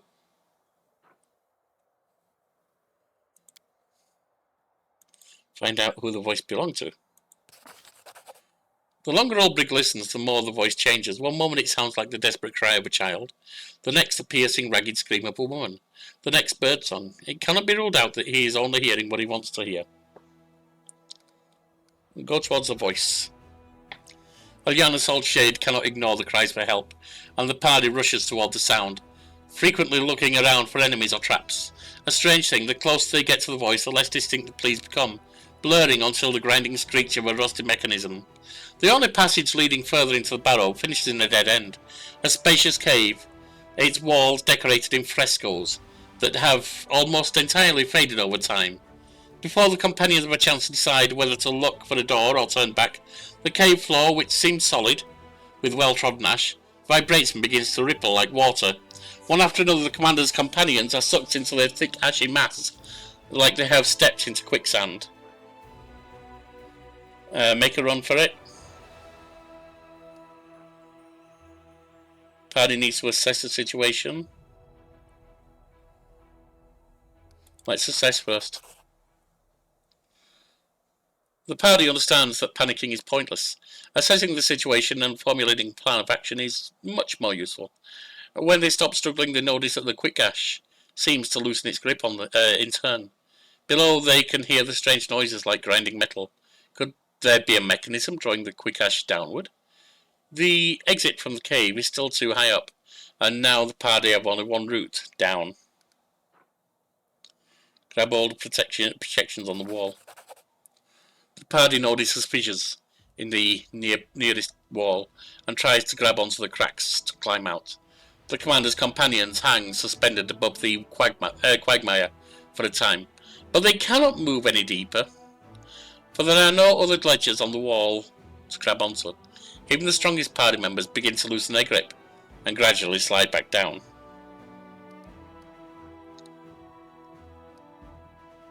Take a deep breath and dive. We're being pulled down, let's go. The quagmire's resistance vanishes as expected. The commander opens her eyes, sensing that she is in free fall. Through the gloom she sees a spear sticking out parallel to the ground, and she manages to grab hold of the wood and hang suspended from it. Suddenly everything jolts into action. Dozens of daggers, saws, swords and spears spring out from all sides, whistling through the air. But this is no enemy ambush. The weapons are being brandished by pistons and loud scraping gears of a giant mechanism. The spear that saved the commander was so rusted in its piston that it was no longer able to move. The party had found itself in the heart of a giant metal flower, growing up out of this ashy quagmire covering the floor. The Uranag, built by forgers of the abyss, tries to close its petals, crushing, mashing, and cutting its victims to pieces. But years of lying dormant in the darkness have taken their toll. Its articulations move with a soul-shuddering screech and become easily jammed. The mummified bodies of unlucky crusaders can still be seen hanging speared on the rusted blades. If the commander wants to avoid their fate, she must figure out what mistakes the Uranag. Even a magical mechanism is still a mechanism. From above, the commander has a good view of the Uranag's inner workings. Large toothed wheels are set into motion by gear shafts. It all became clear as if the gear shafts can be jammed, the movement will stop. The commander is almost out of time. Another few minutes and it will all be over. Realizing that a simple escape isn't possible, the commander decides to try jamming the Uranag's main mechanism in the heart of the flower. She looks around for something sturdy and finds staff's not sturdy enough. Tower shield might be, but it might be too thin. Let's go a hammer. The commander is almost out of time. Another few minutes, and it will all be over. Realizing the body of a paladin clutching a warhammer in his hands of bone hangs from one of the Uranag's hammers, pointing directly upward. The commander is lucky that this warrior chose to meet his death with a weapon in hand. The commander drags the body toward her and grabs the hammer, but the servant of light's grip is still surprisingly strong and refuses to relinquish the weapon. The bone arms are easily ripped from the skeleton's shoulders, still holding the hammer. The commander tosses the lot into the heart of the Uranag. The hammer falls, sparking off the gears and getting stuck between them. With a furious screeching and scraping, the Uranag tries to grind up the hammer, but it cannot. A tremor travels up the petals. There is a deafening cracking sound, and the Uranag stills forever. After carefully extracting themselves from the clutch of the broken Uranag, the commander and her party find themselves up to the knees in ashy sludge once more. But this time, it only harmlessly squelches under their feet as they walk. A dark breach yawns before them, and the cry of the commander heard at the entrance to the barrow rises up again. Help me! Since there's no other route, the commander decides to offer up a prayer. Commander offers up a prayer, thanking the crusaders who helped their fellow soldiers even in death, and asking for forgiveness for not treating the bodies with the respect they deserve. She feels warmth suffuse her, like the dead truly are with her, and wishing the party good luck on its inward journey. After all its ordeals, the party finally goes up to the surface and emerges in a small chamber. Pipes protrude from numerous openings dotted all over the walls, and they connect to a small box with Baphomet's symbol. The box cries out, producing high plaintive noises that, when carried through the pipes, begin to sound something like "Help me." The commander knows that this is just another demonic mechanism created to lure crusaders into the barrow. She smashes the box, scattering small bolts and gears across the room. Silence reigns. There are no secrets left in this place now. Well, that was a thing. Knapsack in a tree.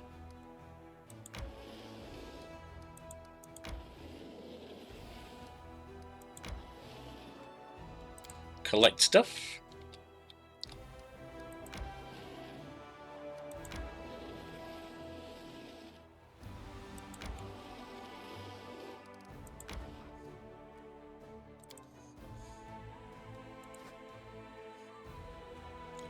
Have a quick rest. Brother, where are you? What if you bravely fought here, right where I'm walking? Or what if I passed your grave and never noticed? No, that can't be true.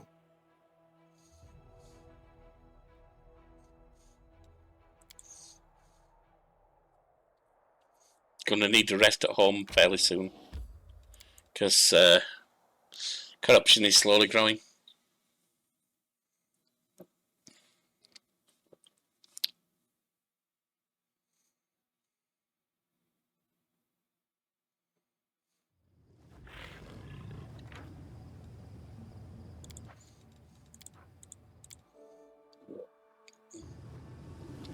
Without a doubt. I did it. Judging by the blood I saw, struck by an incredibly huge purple worm.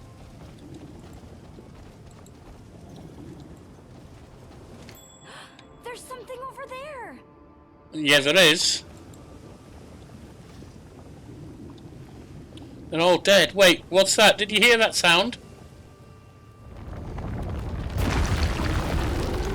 We have a purple worm. To stand against me? Big one as well.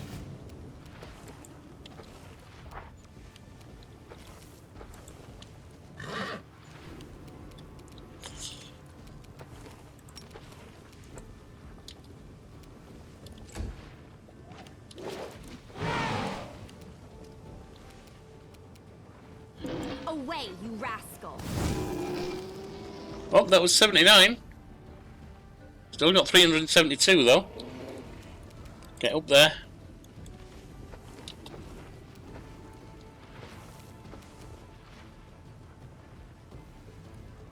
It's a magical beast, so neither of her things will help.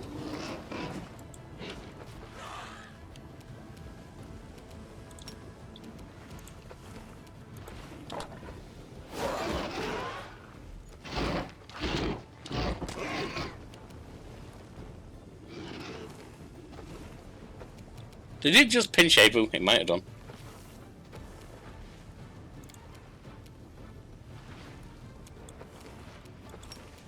Bring them out.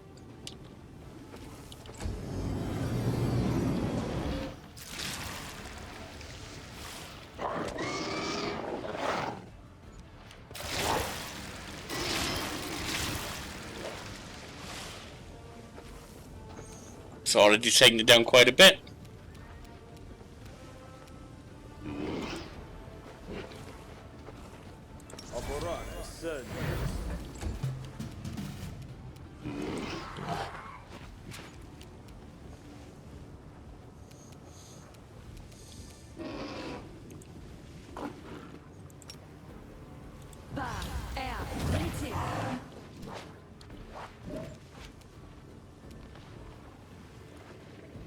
The light take you!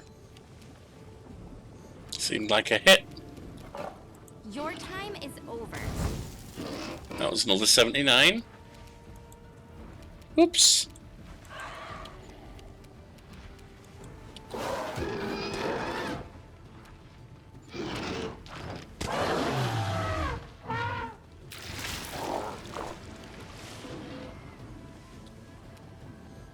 Ember.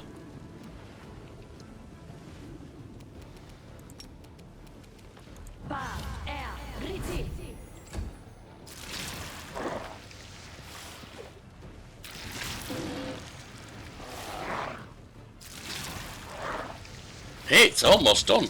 There it is. The monster is dead. Wiping the sweat from his face, Sozio looks over the battlefield as he explains. The enemy must have been more than they could manage. The cleric folds his hand in a short funeral prayer. I like fighting this big evil thing.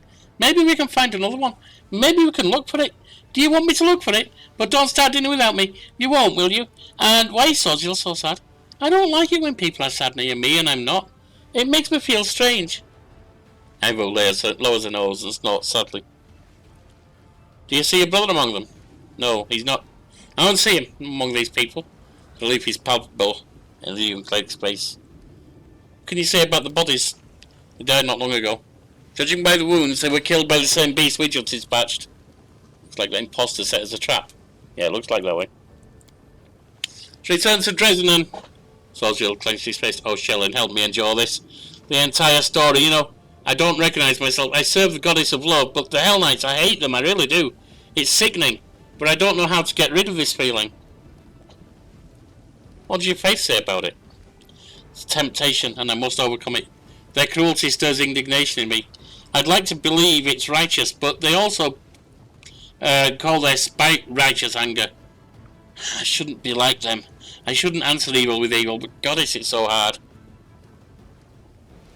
I think he's answered the why do you hate them. You really haven't been yourself since the imposter showed up. The things he said about my brother, I admit, I want to grab him by the throat and squeeze so hard his spine cracks. It's a dirty, unworthy desire, but I can't get rid of it. And worse, I think the reason I'm so angry is because I'm afraid he's telling the truth. Seela looks at Sozio with sympathy. Hold on, brother. If you need to talk, drink, and forget everything or howl you grieve at the moon, come to me, I'll support you. War is hard on good people. But this war is hard on you, Seela. What does that mean? It means I'm a paladin, damn it. One of many swords of the gods, forged and honed specifically for war against those who want to see good people suffer. That is what makes us different from healer clerics and from nuisances like you, kiddo. Why do you hate the Hell Knights so much? The fact that we even tolerate them is a disgrace to the entire Crusade movement. Cruel tormentors who are indifferent to the suffering of others, or who perhaps even enjoy it. What are they even doing on our side? Why do we let them justify all these atrocities by participating in the Crusades? Let's go, we have to talk to the imposter. And he nods. Bodies torn to pieces.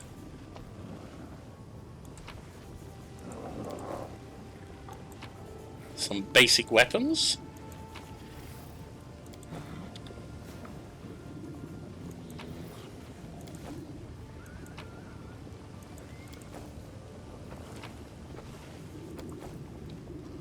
Adventures are exciting. So exciting.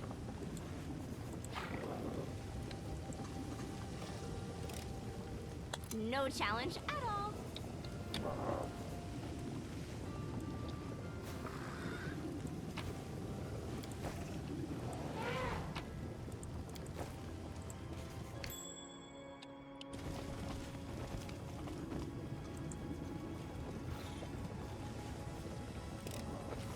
Easy.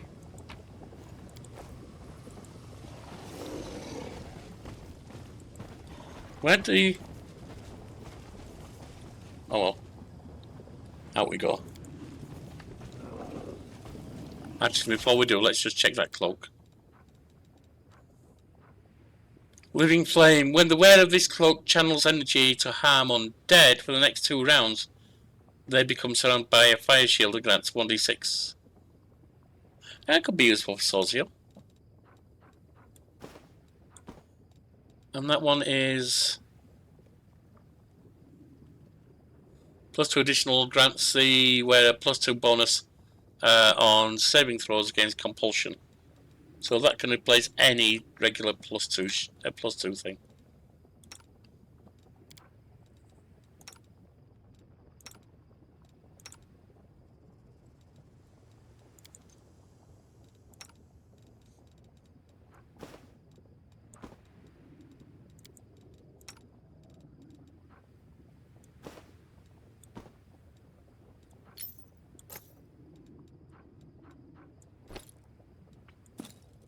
There we are.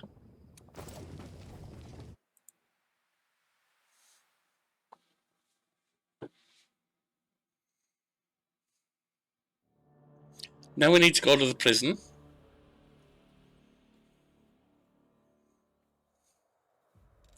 And check up on that imposter.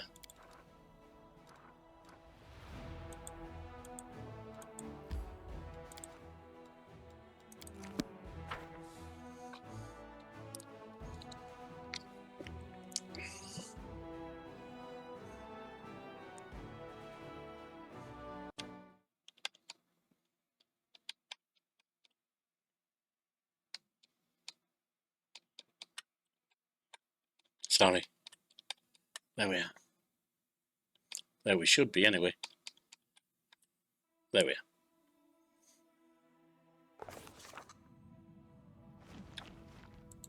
Forwards.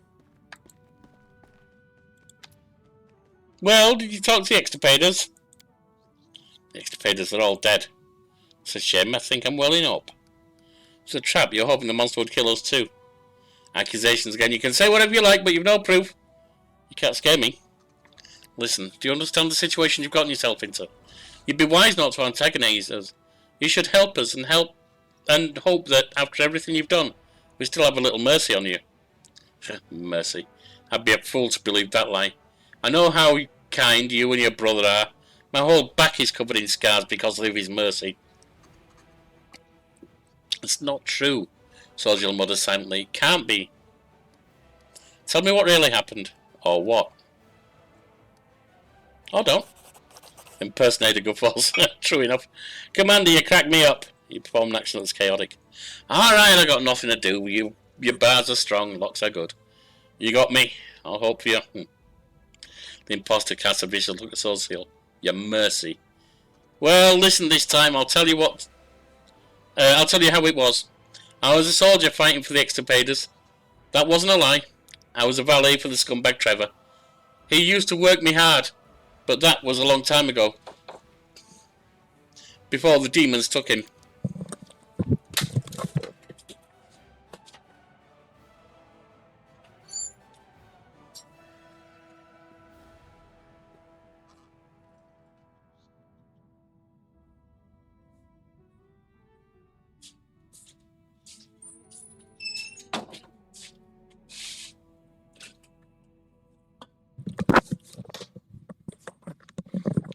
Took him?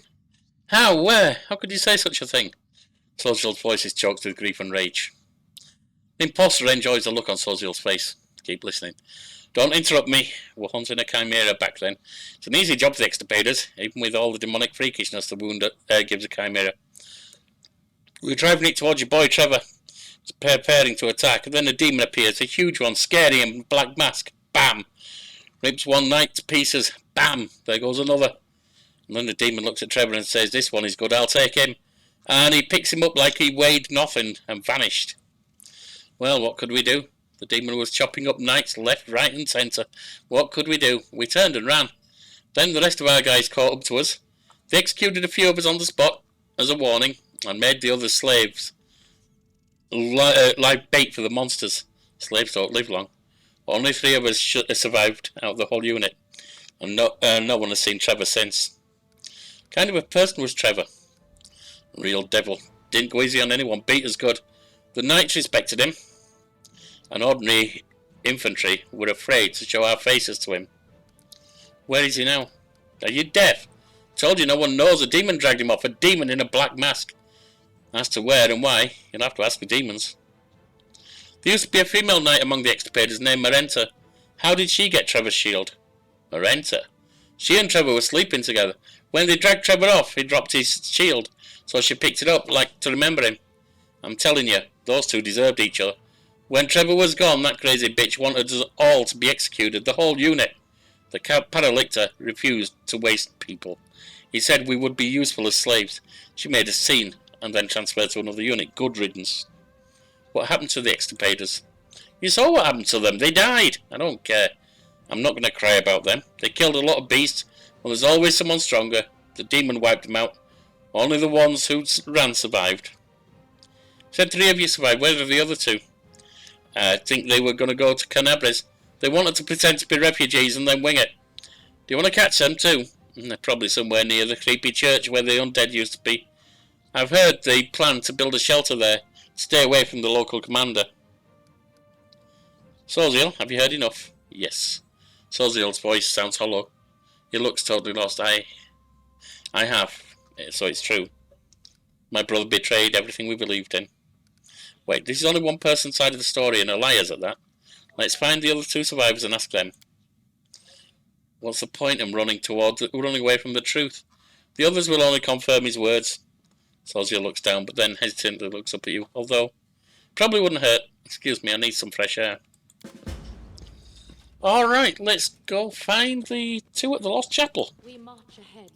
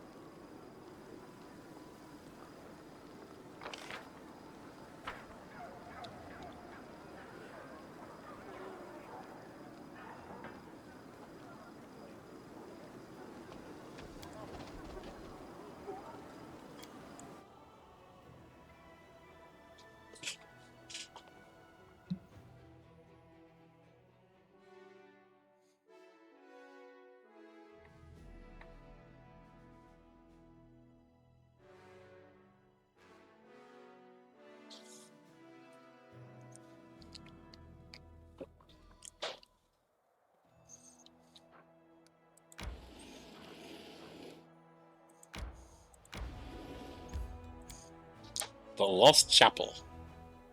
See what's going on in there.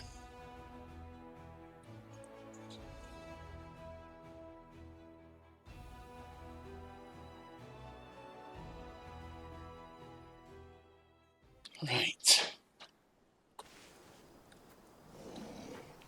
I will guide us. This, I'm guessing, is just a chat. Oh, there they are. Deserters. A pair of wounded fugitives sit strapped in a rag near a barely smoking fire. A half-elf man and a dwarf woman. There's a mixture of revulsion and sympathy on Soziel's face. After a moment of hesitation, he walks over to the fire. Did you escape from slavery among the Knights of the Order of the Nail? What? No, revered cleric, we know nothing about any... Stop playing dumb. They know all about us. It's obvious that Graham ratted us out, that scoundrel. Damn it, we're done for. The half-elf looks at you wistfully. He's clearly ready to part with his life. Soziel looks at you silently. Then there is a storm of emotion in his face. He opens his mouth to say something, but after taking a shaky breath, closes it again. The cleric obviously doesn't know where to begin.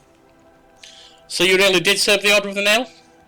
We did. Not in the proper order, of course. Just as hired soldiers. First we served for money, then we made us slaves and worked us for free. We deserve to be punished because of us, the only good person in that damn order perished. The half-elf spits, it's true. If we hadn't lost our nerve back then. Can you tell us about that Graham? A complete scumbag. The Hell Knights hired infantry. I know fellows with shelling. There aren't many good people among us, but Graham still stood out. The last to fight, the first to eat. Always ready to pillage, rob civilians, steal from corpses. There's nothing he wouldn't do. And he drank like a horse. One of the knights. Probably the best of them. He made Graham his valet, tried to make him a better person, but to no effect. Graham quit drinking though, but he's still scum. The knight had a saying. He said that Graham changed his gold for copper coins. I'm not sure there was ever anything golden about Graham. Rust more like. But Master Vanek tried to see some good in him. It's a pity he died without finding anything. Changed his gold for copper coins. Soziel repeats his words in a whisper, clenching his fists. A proverb from Andorran. Tell me about the death of the knights and your escape. The order we served hunted monsters. You know, manticores, basilisks, sometimes even dragons. But this time, their instincts went wrong. Yes, they didn't expect that beast. It caught them off guard, and before we knew it, half the unit was dead. They tried to fight back, but we What about us? For us, it was a chance to be free. We ran towards Canabres. Nobody there would care if we'd run where we'd come from and who we'd served. But Graham was braver. He took armour from a corpse and went to Mendev through Dresden. It's probably where you picked him up, right? Tell me. Sorziel's voice breaks. He clears his throat and starts over. Tell me what you know about Trevor Vanek. Master Vanek. The dwarf looks down. We served under his command. He was an amazing man, a true hero. What's he doing among the Hell Knights? We heard he came from somewhere in Andorran, not for profit like us. No, he had one goal, to rid the world of demons. I always thought he was too good to be a Hell Knight. Such a man should have been a paladin. But who are we to question our commander about his life choices? Anyway, he made his way in the world. In half a year he was promoted from squire to knight. Went through a trial, earned the right to wear black armour. Sorziel bites his lip without saying a word. What kind of person was he? Strict, demanding, towards others but mostly towards himself. And despite his strictness, he was a kind man. He just knew that discipline was required if we wanted to survive here among the demons. He'd work us as hard as he could, thrash the hide of us for wrongdoings, but his strictness saved more lives. Yes, he often talked about his brother. According to him, he was a real saint. But even if only part of what Master Vanek told us was true, his brother was a decent man. Not a fighter, not a hero, an ordinary village priest somewhere in Andorran. A man who seeks no glory, but just does everything he can to help others. Sorziel looks away. Master Vanek idolised him. He used to say he would never be a good person, as good a person as him, but at least he would win this war so that his brother wouldn't have to see it. I don't know what kind of person his brother really is, but I remember one thing. He used to say, when you go to war, leave your heart at home or you'll taint it. I think his heart really stayed there, with his brother in Andorran, among all the orchards and vine groves, clean and pure, while his body was drowning in mud and blood here. What happened to him? We killed him. That's not true. It was demons what killed him. We could have saved him, but we were cowards. I'll never forgive myself. We were hunting down a chimera, and Master Vanek and the other knights were supposed to kill it. And suddenly a terrifying demon in a black mask appeared out of nowhere. He roared something like, "You'll do," and grabbed Master Vanek. And then he ran, straight at us. We should have fought, taken him back, but we panicked and scattered. When we came to our senses, there was no sign of him. We made slaves as punishment. They said that if we couldn't fight honourably in formation, we'd atone for our crime by doing dirty work. They made us dig trenches, carry baggage, and in battle they'd send us ahead to distract monsters as bait. We dropped like flies. Out of all those who were on the damned hunt, only 2 of us survived. 3 if you count Graham. Wait, so was he killed or abducted? No one found his body, it's true, but no one saw him again either. What could the demons have done to him? They must have devoured him. Hopefully it was quick. There was a woman named Marenta in this chapter. How did she get Tereva's shield? I'm mixing Trevor up with Terendlev. She was Master Vanek's betrothed. When the demons dragged him away, his shield was left on the ground. Marenta took it as a keepsake. I don't know what he saw in her. She was angry like a devil. But with him, even she seemed to become a bit kinder. Once he was gone, she turned into a real Eriness. She wanted us to be executed for cowardice, every last one of us. And when the commander said no, she left for another order. I don't know what happened to her after that. Tell me about yourself. There's nothing special about us. But if you have questions, we'll answer honestly. We know that. We know that. I don't have any more questions. Then maybe we should tell you something else about Master Vanek. What do you say, Sorziel? Sorziel? So you are... No one saw a body, right? So maybe I still have a chance of finding my lost brother. Thank you for your words. You have given me back hope. Sorziel hands a small bag to the fugitives. Take this. There are healing potions, food, some gold, and a letter. Show it to the guards at the gates of Canabres. You'll be taken care of. I'm not going to say anything to that. Thank you, Master Vanek. Your brother was right. You really are a saint. Taking the bag, the fugitives walk away quickly. The cleric watches them leave. It seems I knew very little about my brother, and about myself. He looks at you sadly. How do you feel? You were acting strangely during the entire conversation. Soldier rubs his forehead. I was frightened. More frightened than I've been fighting any monster. Even more frightened than when the demons destroyed Canabres. I was afraid of what they would tell me, and now I've heard it all. This truth, I can't wrap my mind around it, but at least the fear is in the past. What I was most afraid of is true. It hurts so much, and still the pain is easier to bear than uncertainty. Yeah, often the case. Thank you for being with me. Had I been alone, I wouldn't have said a word. It's only Trevor's fate you're worried about, is it? Social nods. I've always looked up to Trevor. I thought I was weak and tried to be like him, but if he's fallen so low, then that could happen to me. What do I know about myself and my limits? I've got a hair in front of my face, sorry. There we go. If this war has made a Hell Knight of him, what will I become? People might have killed your brother. How could you forgive them so easily? Forgive them? Soldier looks at you surprised. Oh, you mean that? Listen, you saw them. These are poor people who joined a war they weren't prepared for in exchange for a pittance. I didn't even think that holding a grudge against them for that. Yes, they wavered in battle, and because of that Trevor was abducted. But it wasn't their fault. It's the fault of those who throw weak people into the jaws of the abyss and demand they do impossible things. We'll find your brother wherever he is. Yes, thank you for continuing the search with me. Even if he is in the abyss, dead or alive, I'm sure that together we'll find him. I found out the truth, but... The cleric shakes his head. I'm not sure what to think of it. Trevor fell as a paladin. Did you hear what these people said about him? He was the best of the Hell Knights. I can't wrap my head around it. What do you make of it?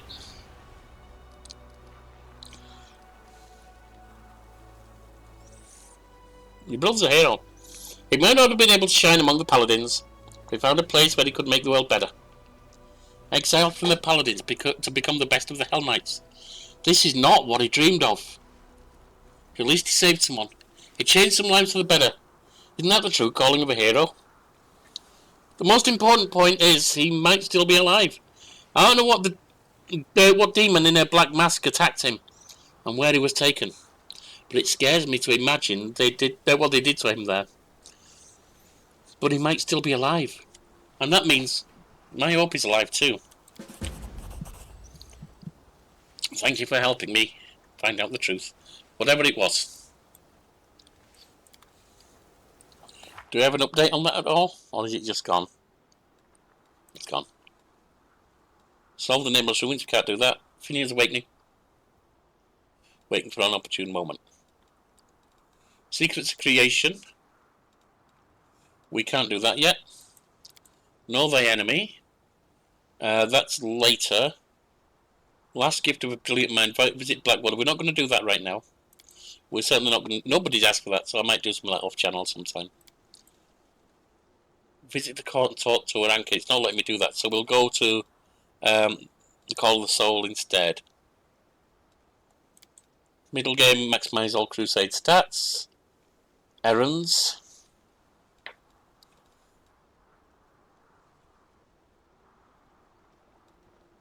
Oh, we're not worried about that. The storyteller seeks pages. Yeah, we need to talk to him. Found another page. Find the spirit catcher's horses. Not to worry. That's done. Restoring broken gauntlets.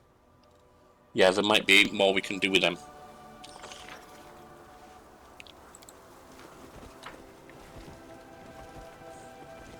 Let's go talk to the spirit catcher, the storyteller.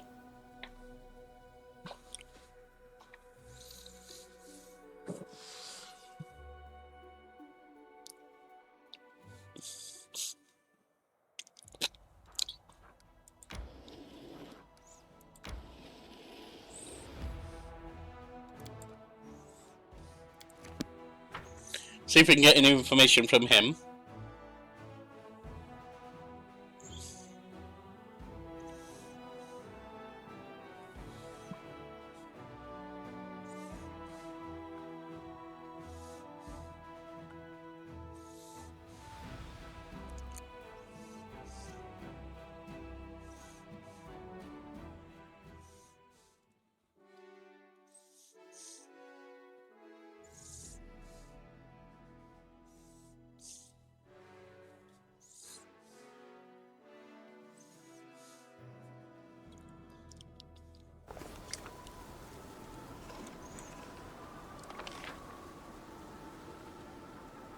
No, that's not it. That is. Right.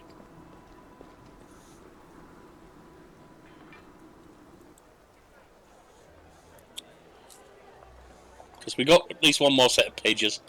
And some more stuff. I think we've got some magical essence, some demon blood. Maybe we've got enough to get stuff done.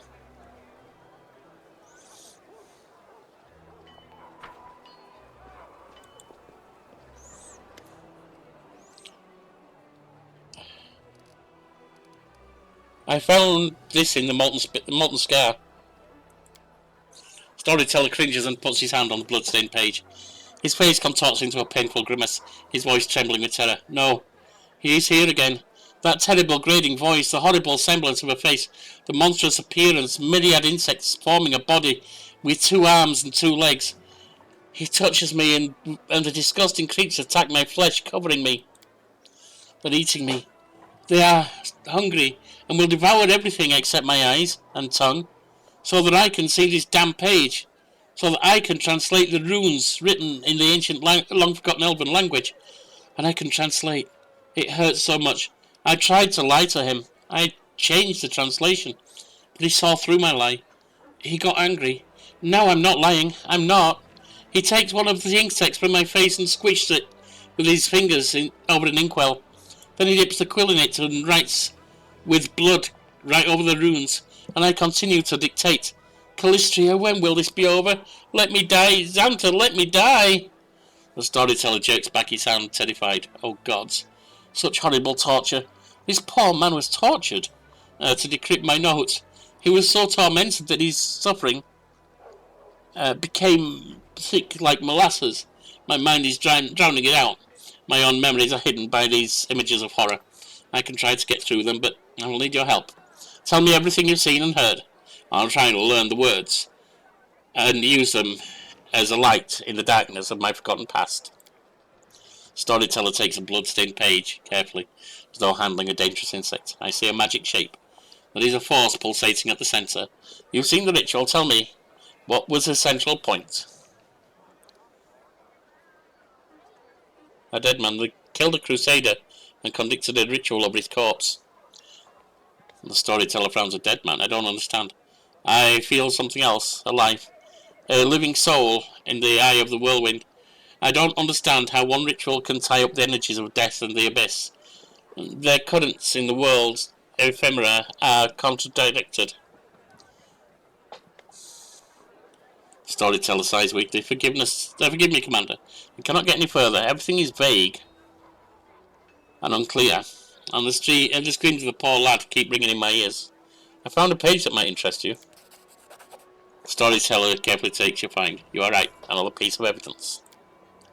Thank you. If you find more like it, I don't.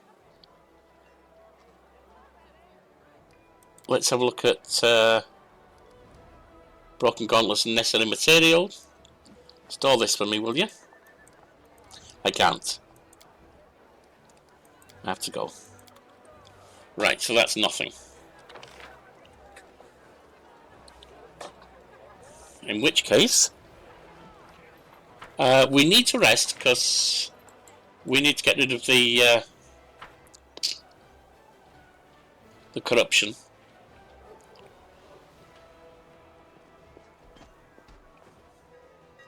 Without a doubt. And then we can go down to talk to Aranka.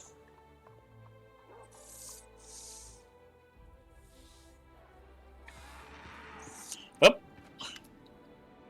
Lan's expression is apprehensive but determined. I've got news. I've slaughtered every crusader within walking distance. Not literally, of course. I've been sparring with them. I came to say that I need a better practice partner. Somebody who fights with more power and more cunning. Sure, we haven't seen the last of Savramilik. And it's not like other demons or pushovers either. I need to get stronger, and you're the only person who can help me. I don't know anyone who fights like you. I always watch you, in non-creepy ways, that is.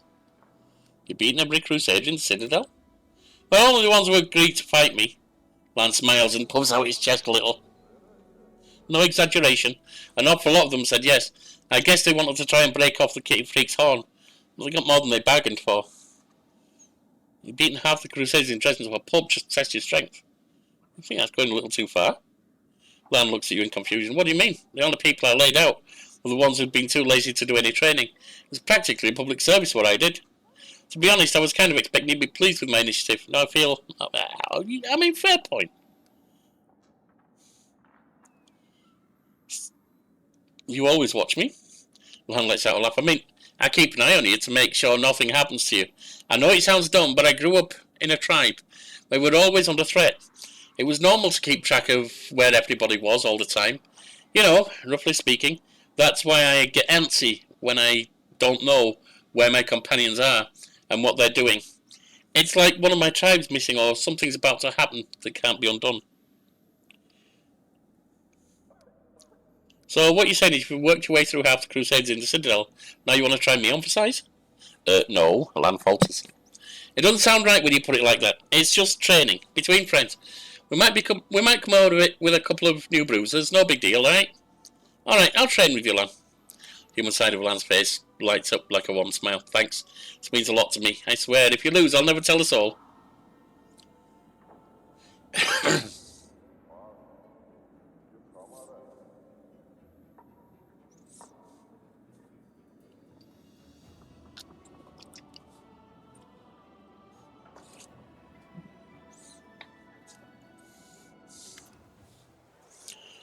Lan rolls his shoulders, limbering up, and offers a formal bow. Sparring with the commander is a great honour for me. That doesn't mean I'm going to go down without a fight. Ready? Fighting you is an honour for me too. Let's begin. Defeat is not an option. Right, let's... Oh, I can't. Well, that's a bugger.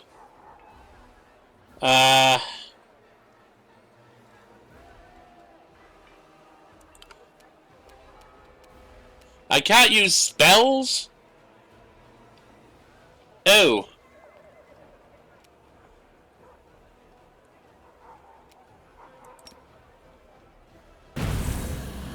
That's only 10.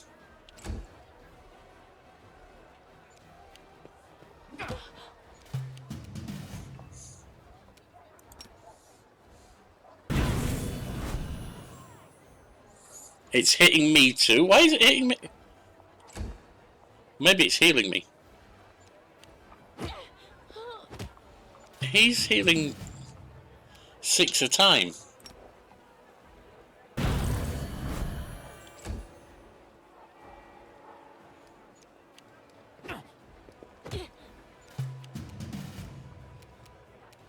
You know what?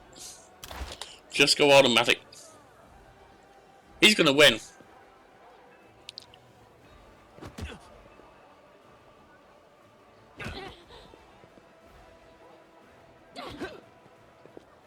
And I don't know how we're going to resolve this, because we're both healing too fast to hurt each other.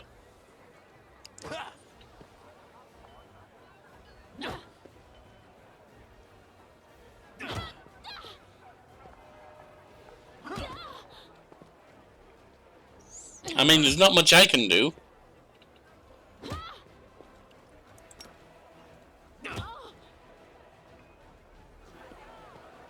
Oh, he stopped. Lan is in perfect fighting form. His attacks grow more and more furious, his eyes gleaming and a smile plays on his face.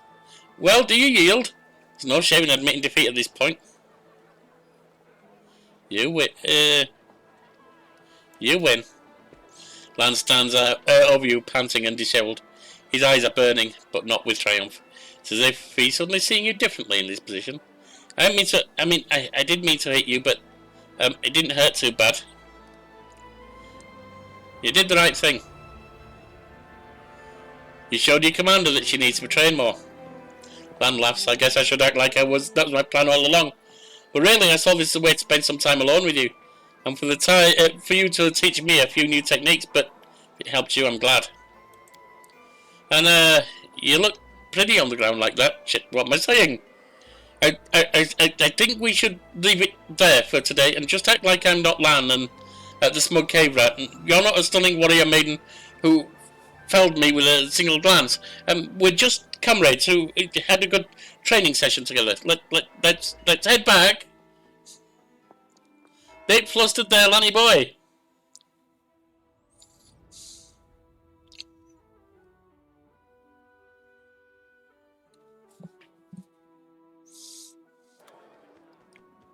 Right.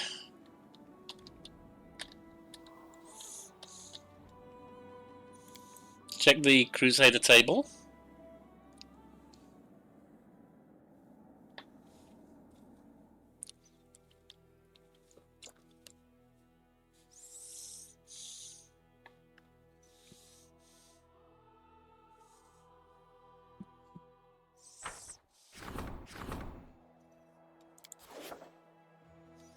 Strengthening the chain of command.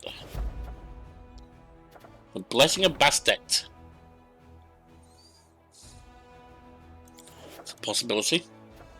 Giants. A progressive alchemist by the name of Zegelfont ran a series of experiments in an attempt to improve his potion of legendary proportions. But something went wrong. The soldiers who test his creation cannot return to their natural form and have grown quite dim. However, the alchemist assures everyone that no harm has been done, since giants are more useful than ordinary soldiers, and the usefulness of intelligence in the soldier is debatable in the first place. Ooh. That's not nice. Send the giants to perform heavy manual labour, cure the poor victims, use them in battle, unlocks the abnormal giants decree, which gives us 2 giants. Extra troops would be good. It would be foolish to pass up the opportunity to bolster the army with such strong fighters. The alchemist Zegelfont strongly endorses his decision. The fate of the attractive impulse. An ancient gemstone called the attractive impulse holds tremendous magical powers. By placing it on a gear, the commander will have its power at her disposal. We can give gloves. Intermediary. Attractive impulse, light crossbow of attractive impulse, which is intermediary. It's a +3. It's just a +3 at the moment. Or meta magic. I don't really use them. I never remember that we've got them, so there's no point in worrying. Got several. Could still use some gloves, I think. So.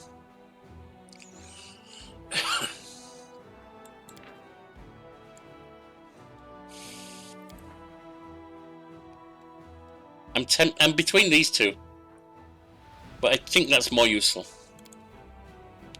Commander servants have carried out the decree.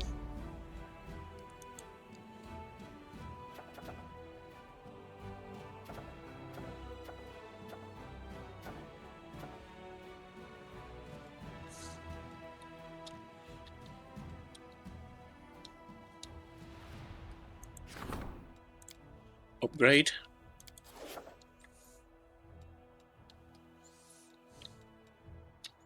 Let's pop in there.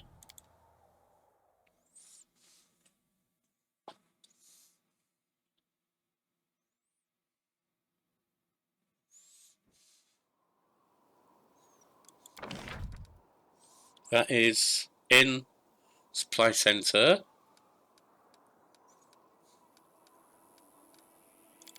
Sanctuary. Warehouse.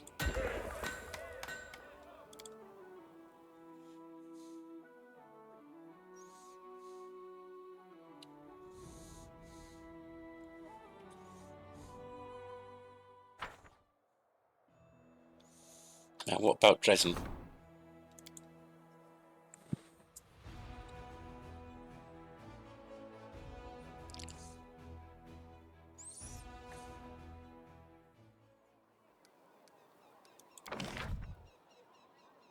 Sanctuary, supply center. We can't get in there, but we can probably get a warehouse. Let's see. No, we actually can't. Interesting.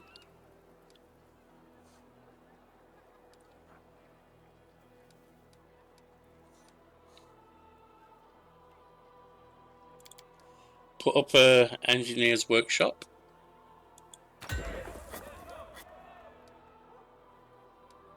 And that's about it.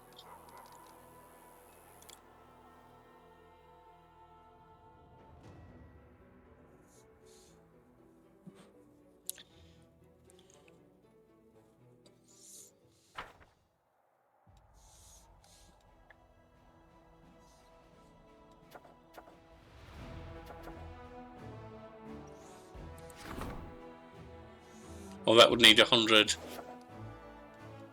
If I can get the Blessing of Bastet, we'll do that. Just needs 100 energy. Right.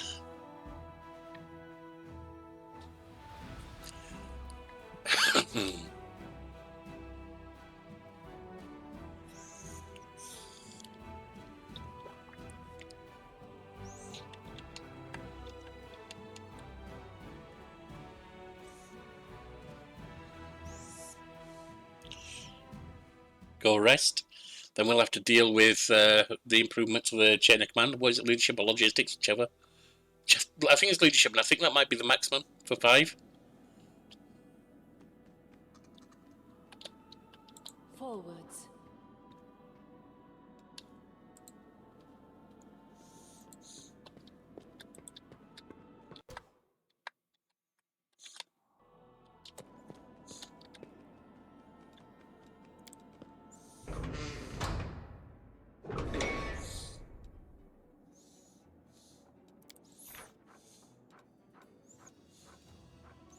You can't get any healing stuff, can you? There's no point in worrying then. Begin rest. A hedgehog has spikes to protect its soft underbelly. What about you? Come on. You can admit it. You lash out at anyone who gets too close because you're afraid of intimacy, right? My carefully crafted facade lies in tatters. You have unmasked me. I am tormented by my comfortable, luxurious golden solitude. Incidentally, comparing me to a hedgehog was rather charming. From now on, you can call me that if you like. You're such a troll. In a good way. Sometimes in a bad way, but in a good way.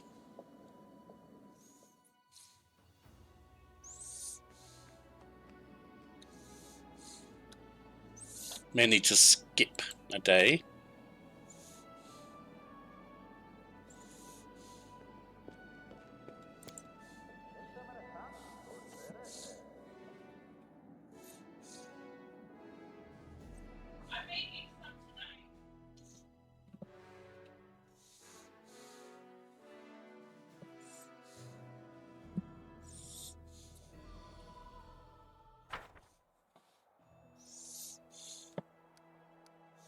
Yeah. What about... Oh, we can recruit again. Firstly, those shy guys move down. You. No, not you. You. And you.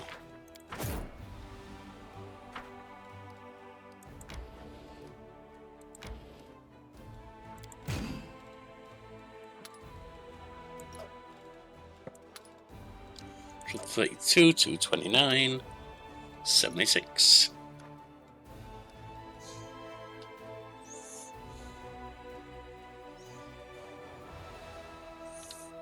No, level 7 there.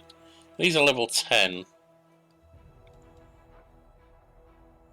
I'm a bit too powerful right now, I think. I might be able to take them on, but it's risky. Not see the point in risking it when I don't need to. Right, Texas. What do we have here? I think both of you go to Aggies, don't you? Yep.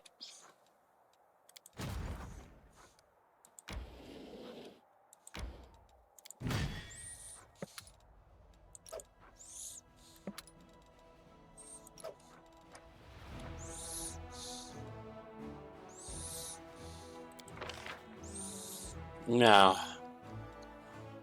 nobody's using convicts, headhunters, and axe hunters. Sword points, nope. Not Aggie's army, Tectors. Nope. So search. If we can recruit them, we've got them. Barbarians. Bandits. Someone's using bandits. Is it Aggie again? No. Is it, Saw Points? Texas? I thought someone was using bandits. Not Saw Points. Not Aggies. Oh, we are! That's right, we are. It costs 3,000 though. Yeah, we're gonna have to wait. Alright, enough of that then. And skip next day.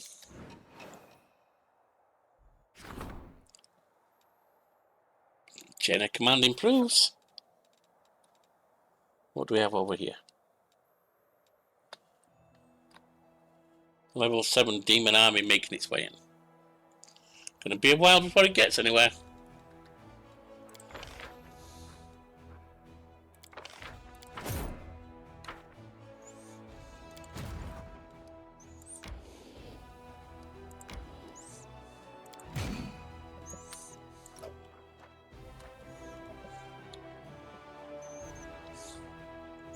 Still level 9. I'm assuming these level 10s are still marked as too big. They are.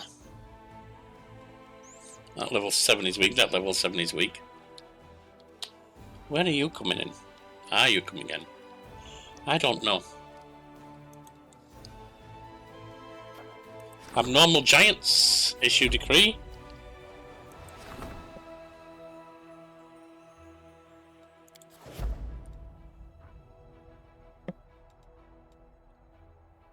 Get all of them on.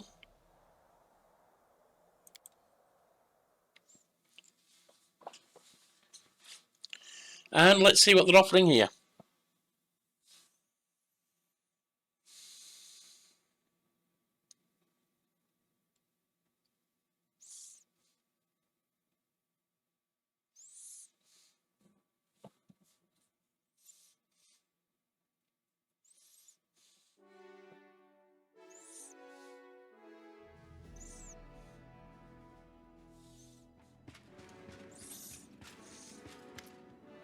Captain Hamadan. Commander, permission to report. Captain Hamadan looks worried. The army's predisposition is growing dangerous. More and more soldiers express a distrust towards you and your mythical powers. They grumble in their lack of understanding of where you are leading them and what your plan is. What's worth wary have once again emerged among the officers. They're adding fuel to the fire of sedition, and we've already had case of direct insubordination. You have to win back the trust of the soldiers forthwith, or else the army will be paralysed. Some privates have already refused to march into battle. I suggest we make your strategy clear by setting up bulletin boards. It could have a new statement with your name on it every week. Every 2 weeks, you could invite delegates from your soldiers to ask any questions they may have. It's not a bad idea. Feels like the soldiers are discouraged and dismayed. We should embolden them by reminding them that the Crusade is about more than just death and danger. This is a time of camaraderie and valour too. Maybe we should adorn the city with an inspiring monument or two. Again, not bad. The kind that lifts your spirits whenever you walk by. Monuments to the victories. Yeah, I like that. I prefer that, actually, I think. Soldiers have the right to ask their generals questions, but they have no right to disobey orders simply because their curiosity isn't being satisfied. They are committing sabotage. The penalty for sabotage is a court-martial. We'll build taverns for our soldiers and pour them free beer on the commander's behalf. That's the easiest way to win their love. You might have a point there, Darren. Actually, we all like a drink. And look at what the League of the Inspiring Cart achieved in Dresden, in Canabres. The wary again. I thought we took care of that problem. Not completely, apparently. The captain makes a helpless gesture. We haven't yet solved the main issue. Far too many officers still believe that the Queen herself should be in charge of the Crusade. No matter how many feats you've achieved, they still consider you an upstart. We'll have to do something about them soon, but the unrest among the soldiers is the most worrying matter at hand. What do you think of the wary? They're your comrades in arms, after all. That failed. I think of them as traitors, Commander, Hamadan replies quickly, without a shadow of doubt. What exactly is that my soldiers find worrying? Your mythical powers, yes, they do secure us a victory after another, but even the most loyal troops raise questions from time to time. They wonder, what are you? Are you a mortal like the rest of us, or perhaps an emissary from other spheres? And if so, then which ones? Are you truly fighting the Crusaders' cause, or do you have your own ulterior motives? All of this paves the way for endless speculation. Discuss our options again. As you command. Sealer, what's your plan? I have doubts that explaining battle strategy will help our people in any way. They're fighting a brutal war, maybe the worst war in Galarian's history. They're exhausted and scared. If we want to help them, we have to give them courage. We're always making an effort, but I would also suggest adorning the fortresses with monuments. Not grim ones, but something heroic or uplifting. That way soldiers who are about to march out, or have just marched in, will be able to smile at them, like old friends. I had a marble friend like that once. The recruits in our order believed that rubbing the hilt of his stone sword would bring you good luck. Dismissing mutinous talk as exhaustion and lack of support is fundamentally wrong. Those few with conscience serve well, and true as it is, without question. However, those who can afford doubt and ignore their orders are a step away from becoming deserters, who will remain deaf to any pleaser arguments, and even more so to inspiring embellishments. Regil, what do you suggest? The inciters' bodies hanging from gallows will answer any and all questions. Sedition must be extinguished swiftly and mercilessly. It's absurd even to consider convincing or appeasing the doubtful. Yeah, that's psychotic, Regil. That could be more counterproductive. The sight of hanged bodies will absolutely stop the soldiers from asking questions, but it won't stop them from thinking them. For example, will they hang me next? Did I make a mistake by joining this army? Isn't it about time I made a run for it? You're right, Darren. Darren, what is your opinion? There's a centuries-old cure for grouches and complainers, alcohol and a little cheer. We'll build more taverns, supply them with strong beer, and treat the soldiers once or twice, courtesy of the treasury. They'll leave their doubts behind in a blink of an eye, and proclaim you the best and most beloved commander who ever lived. I'll be the first to agree that taverns are a good thing to have, but they're not enough to support the army's fighting spirit.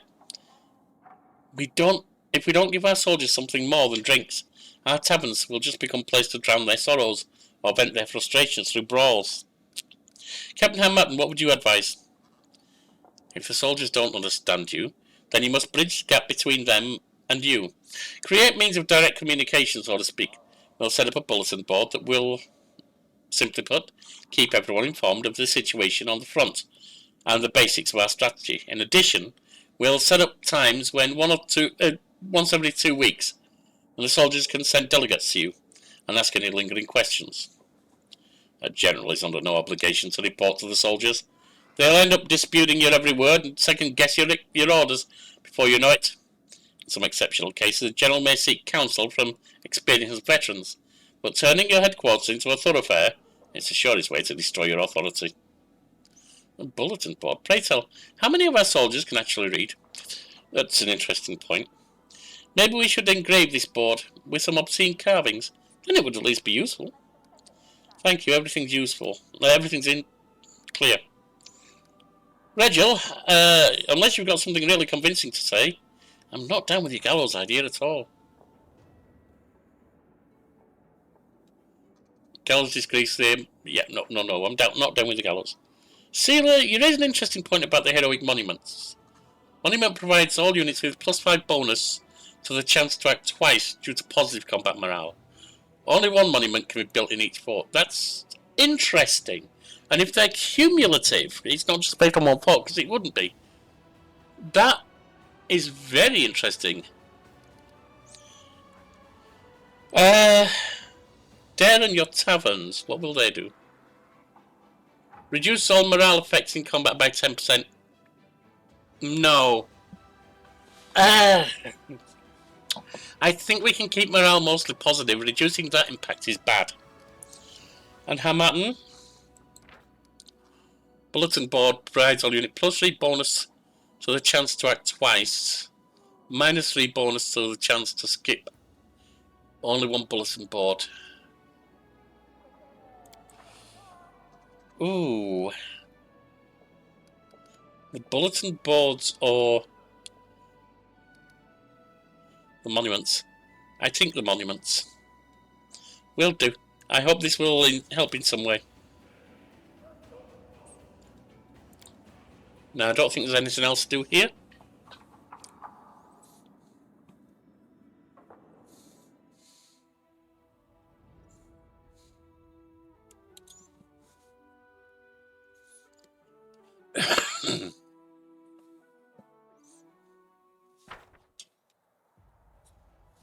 Nope.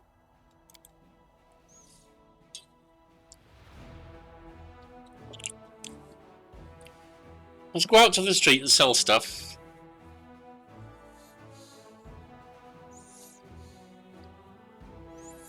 Sell all the junk we picked up. And the stuff that's not exactly junk but is less than we've already got.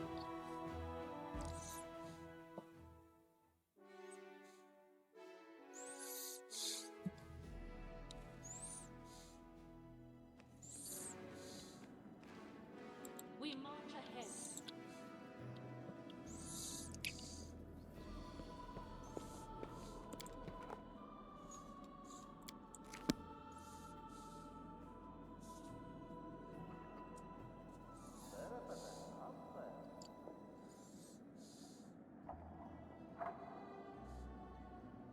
I mean, there's no two ways about it. The generals are the most important things.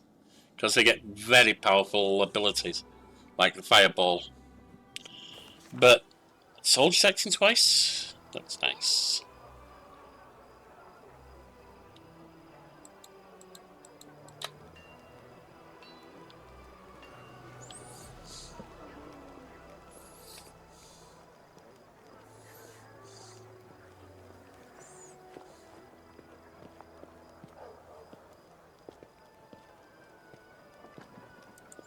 This is Smith.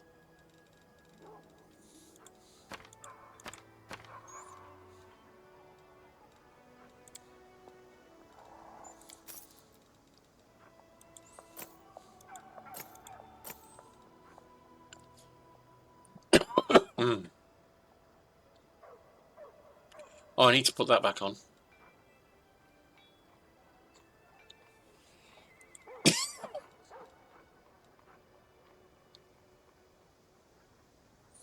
Hang on. Several of these things... Why are they back in there? Get rid of them, because we don't need them. Now. Yeah, why am I naked?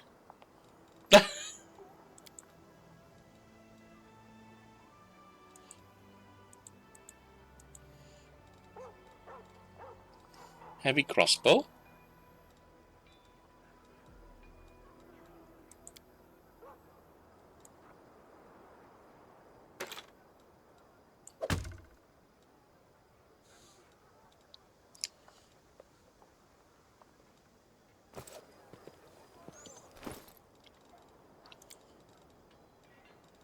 Can't use any of that, but we can use apprentice robe. Or... yeah, I don't need that.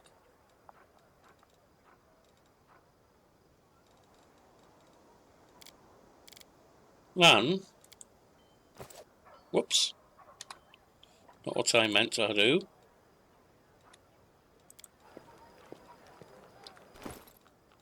Lan.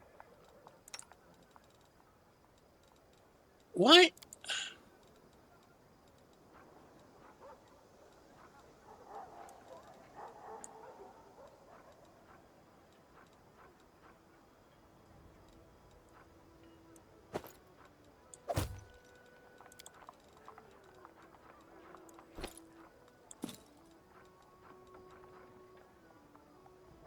I want to keep that and that.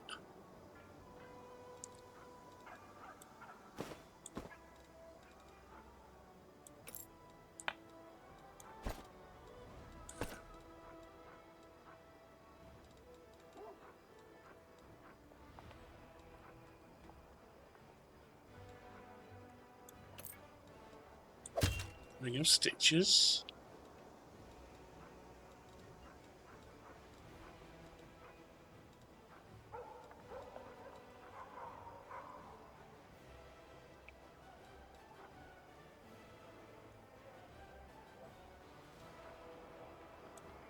You can have that.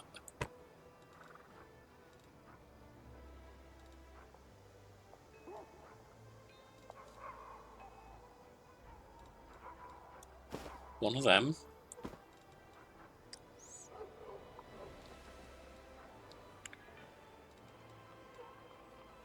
Okay.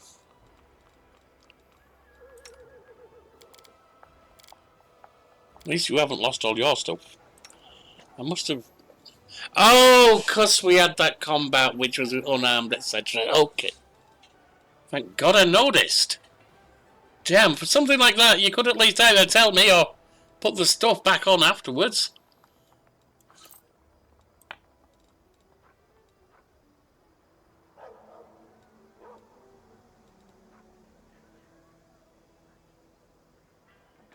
We could use that, but it's not, is it? It's that one. Demonic Shadow. I do not find this to be Oh, it's useful. Belt of Demonic Shadow, sorry.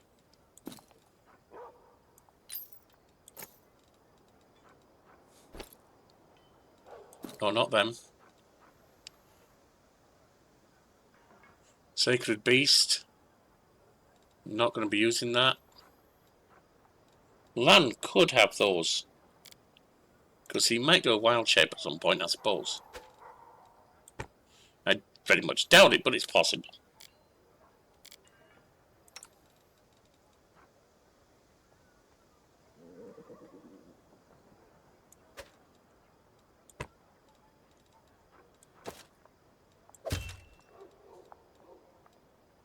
Okay.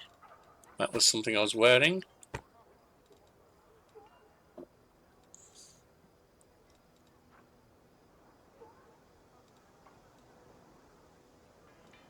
I guess that. No, not that.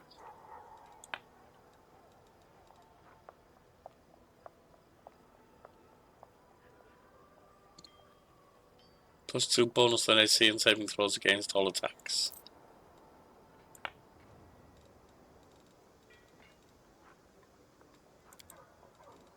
Okay.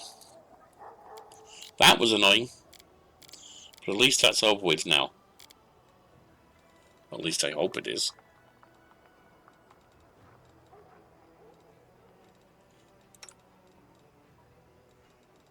Yeah, that's your crossbow. That's your thingy, isn't it?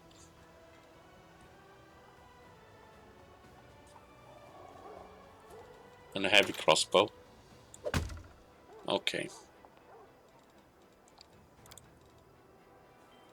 Alright. Well, if I had something else on my mind, it's gone after trying to sort that lot out.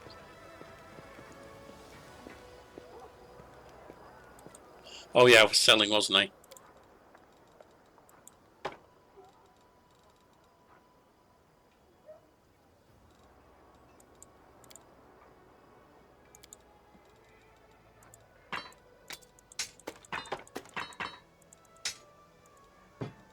What is that?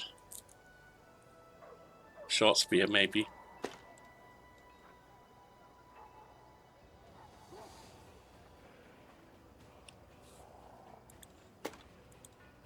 None of us are going to use stuff like that. Mojif might need that.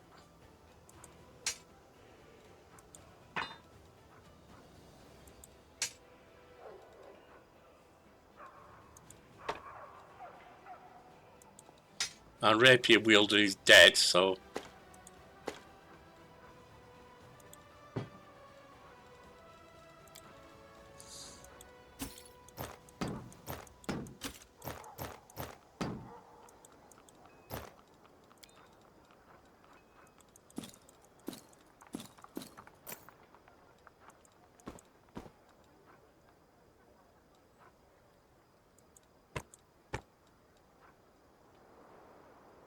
Vast intelligence, yeah, I've got to give that to one of them.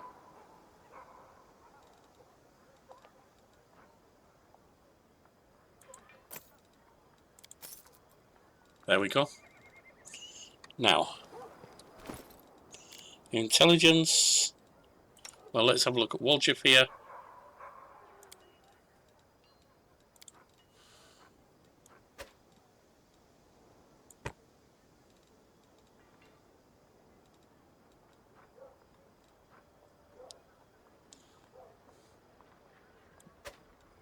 Oh no, no, we're not going to put that on you. But we can put it on Minio. Where are you? Oh, there she is, the fox. That's +2. That's also +2.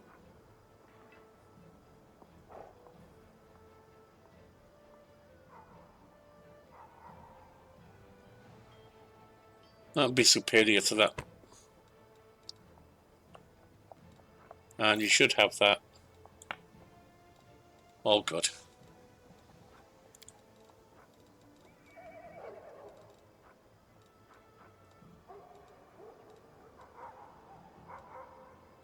All good. Also, I just noticed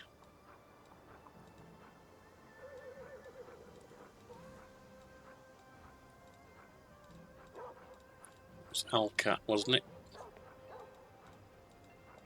Oh, there's a pipe fox there. I'll take that one. Lan, you can have the Alcat because you dropped them, didn't you?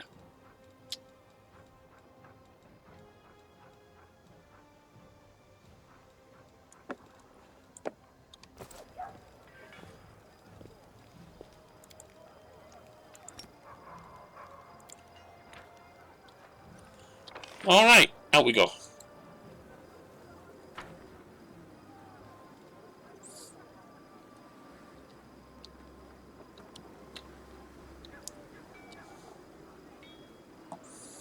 I think there might be one more place we can go. Or maybe we won't. Maybe we'll just go to the speak to our anchor now. Because I was just thinking there's that little place up top. But we can leave that till after. I think it's time to go for our anchor.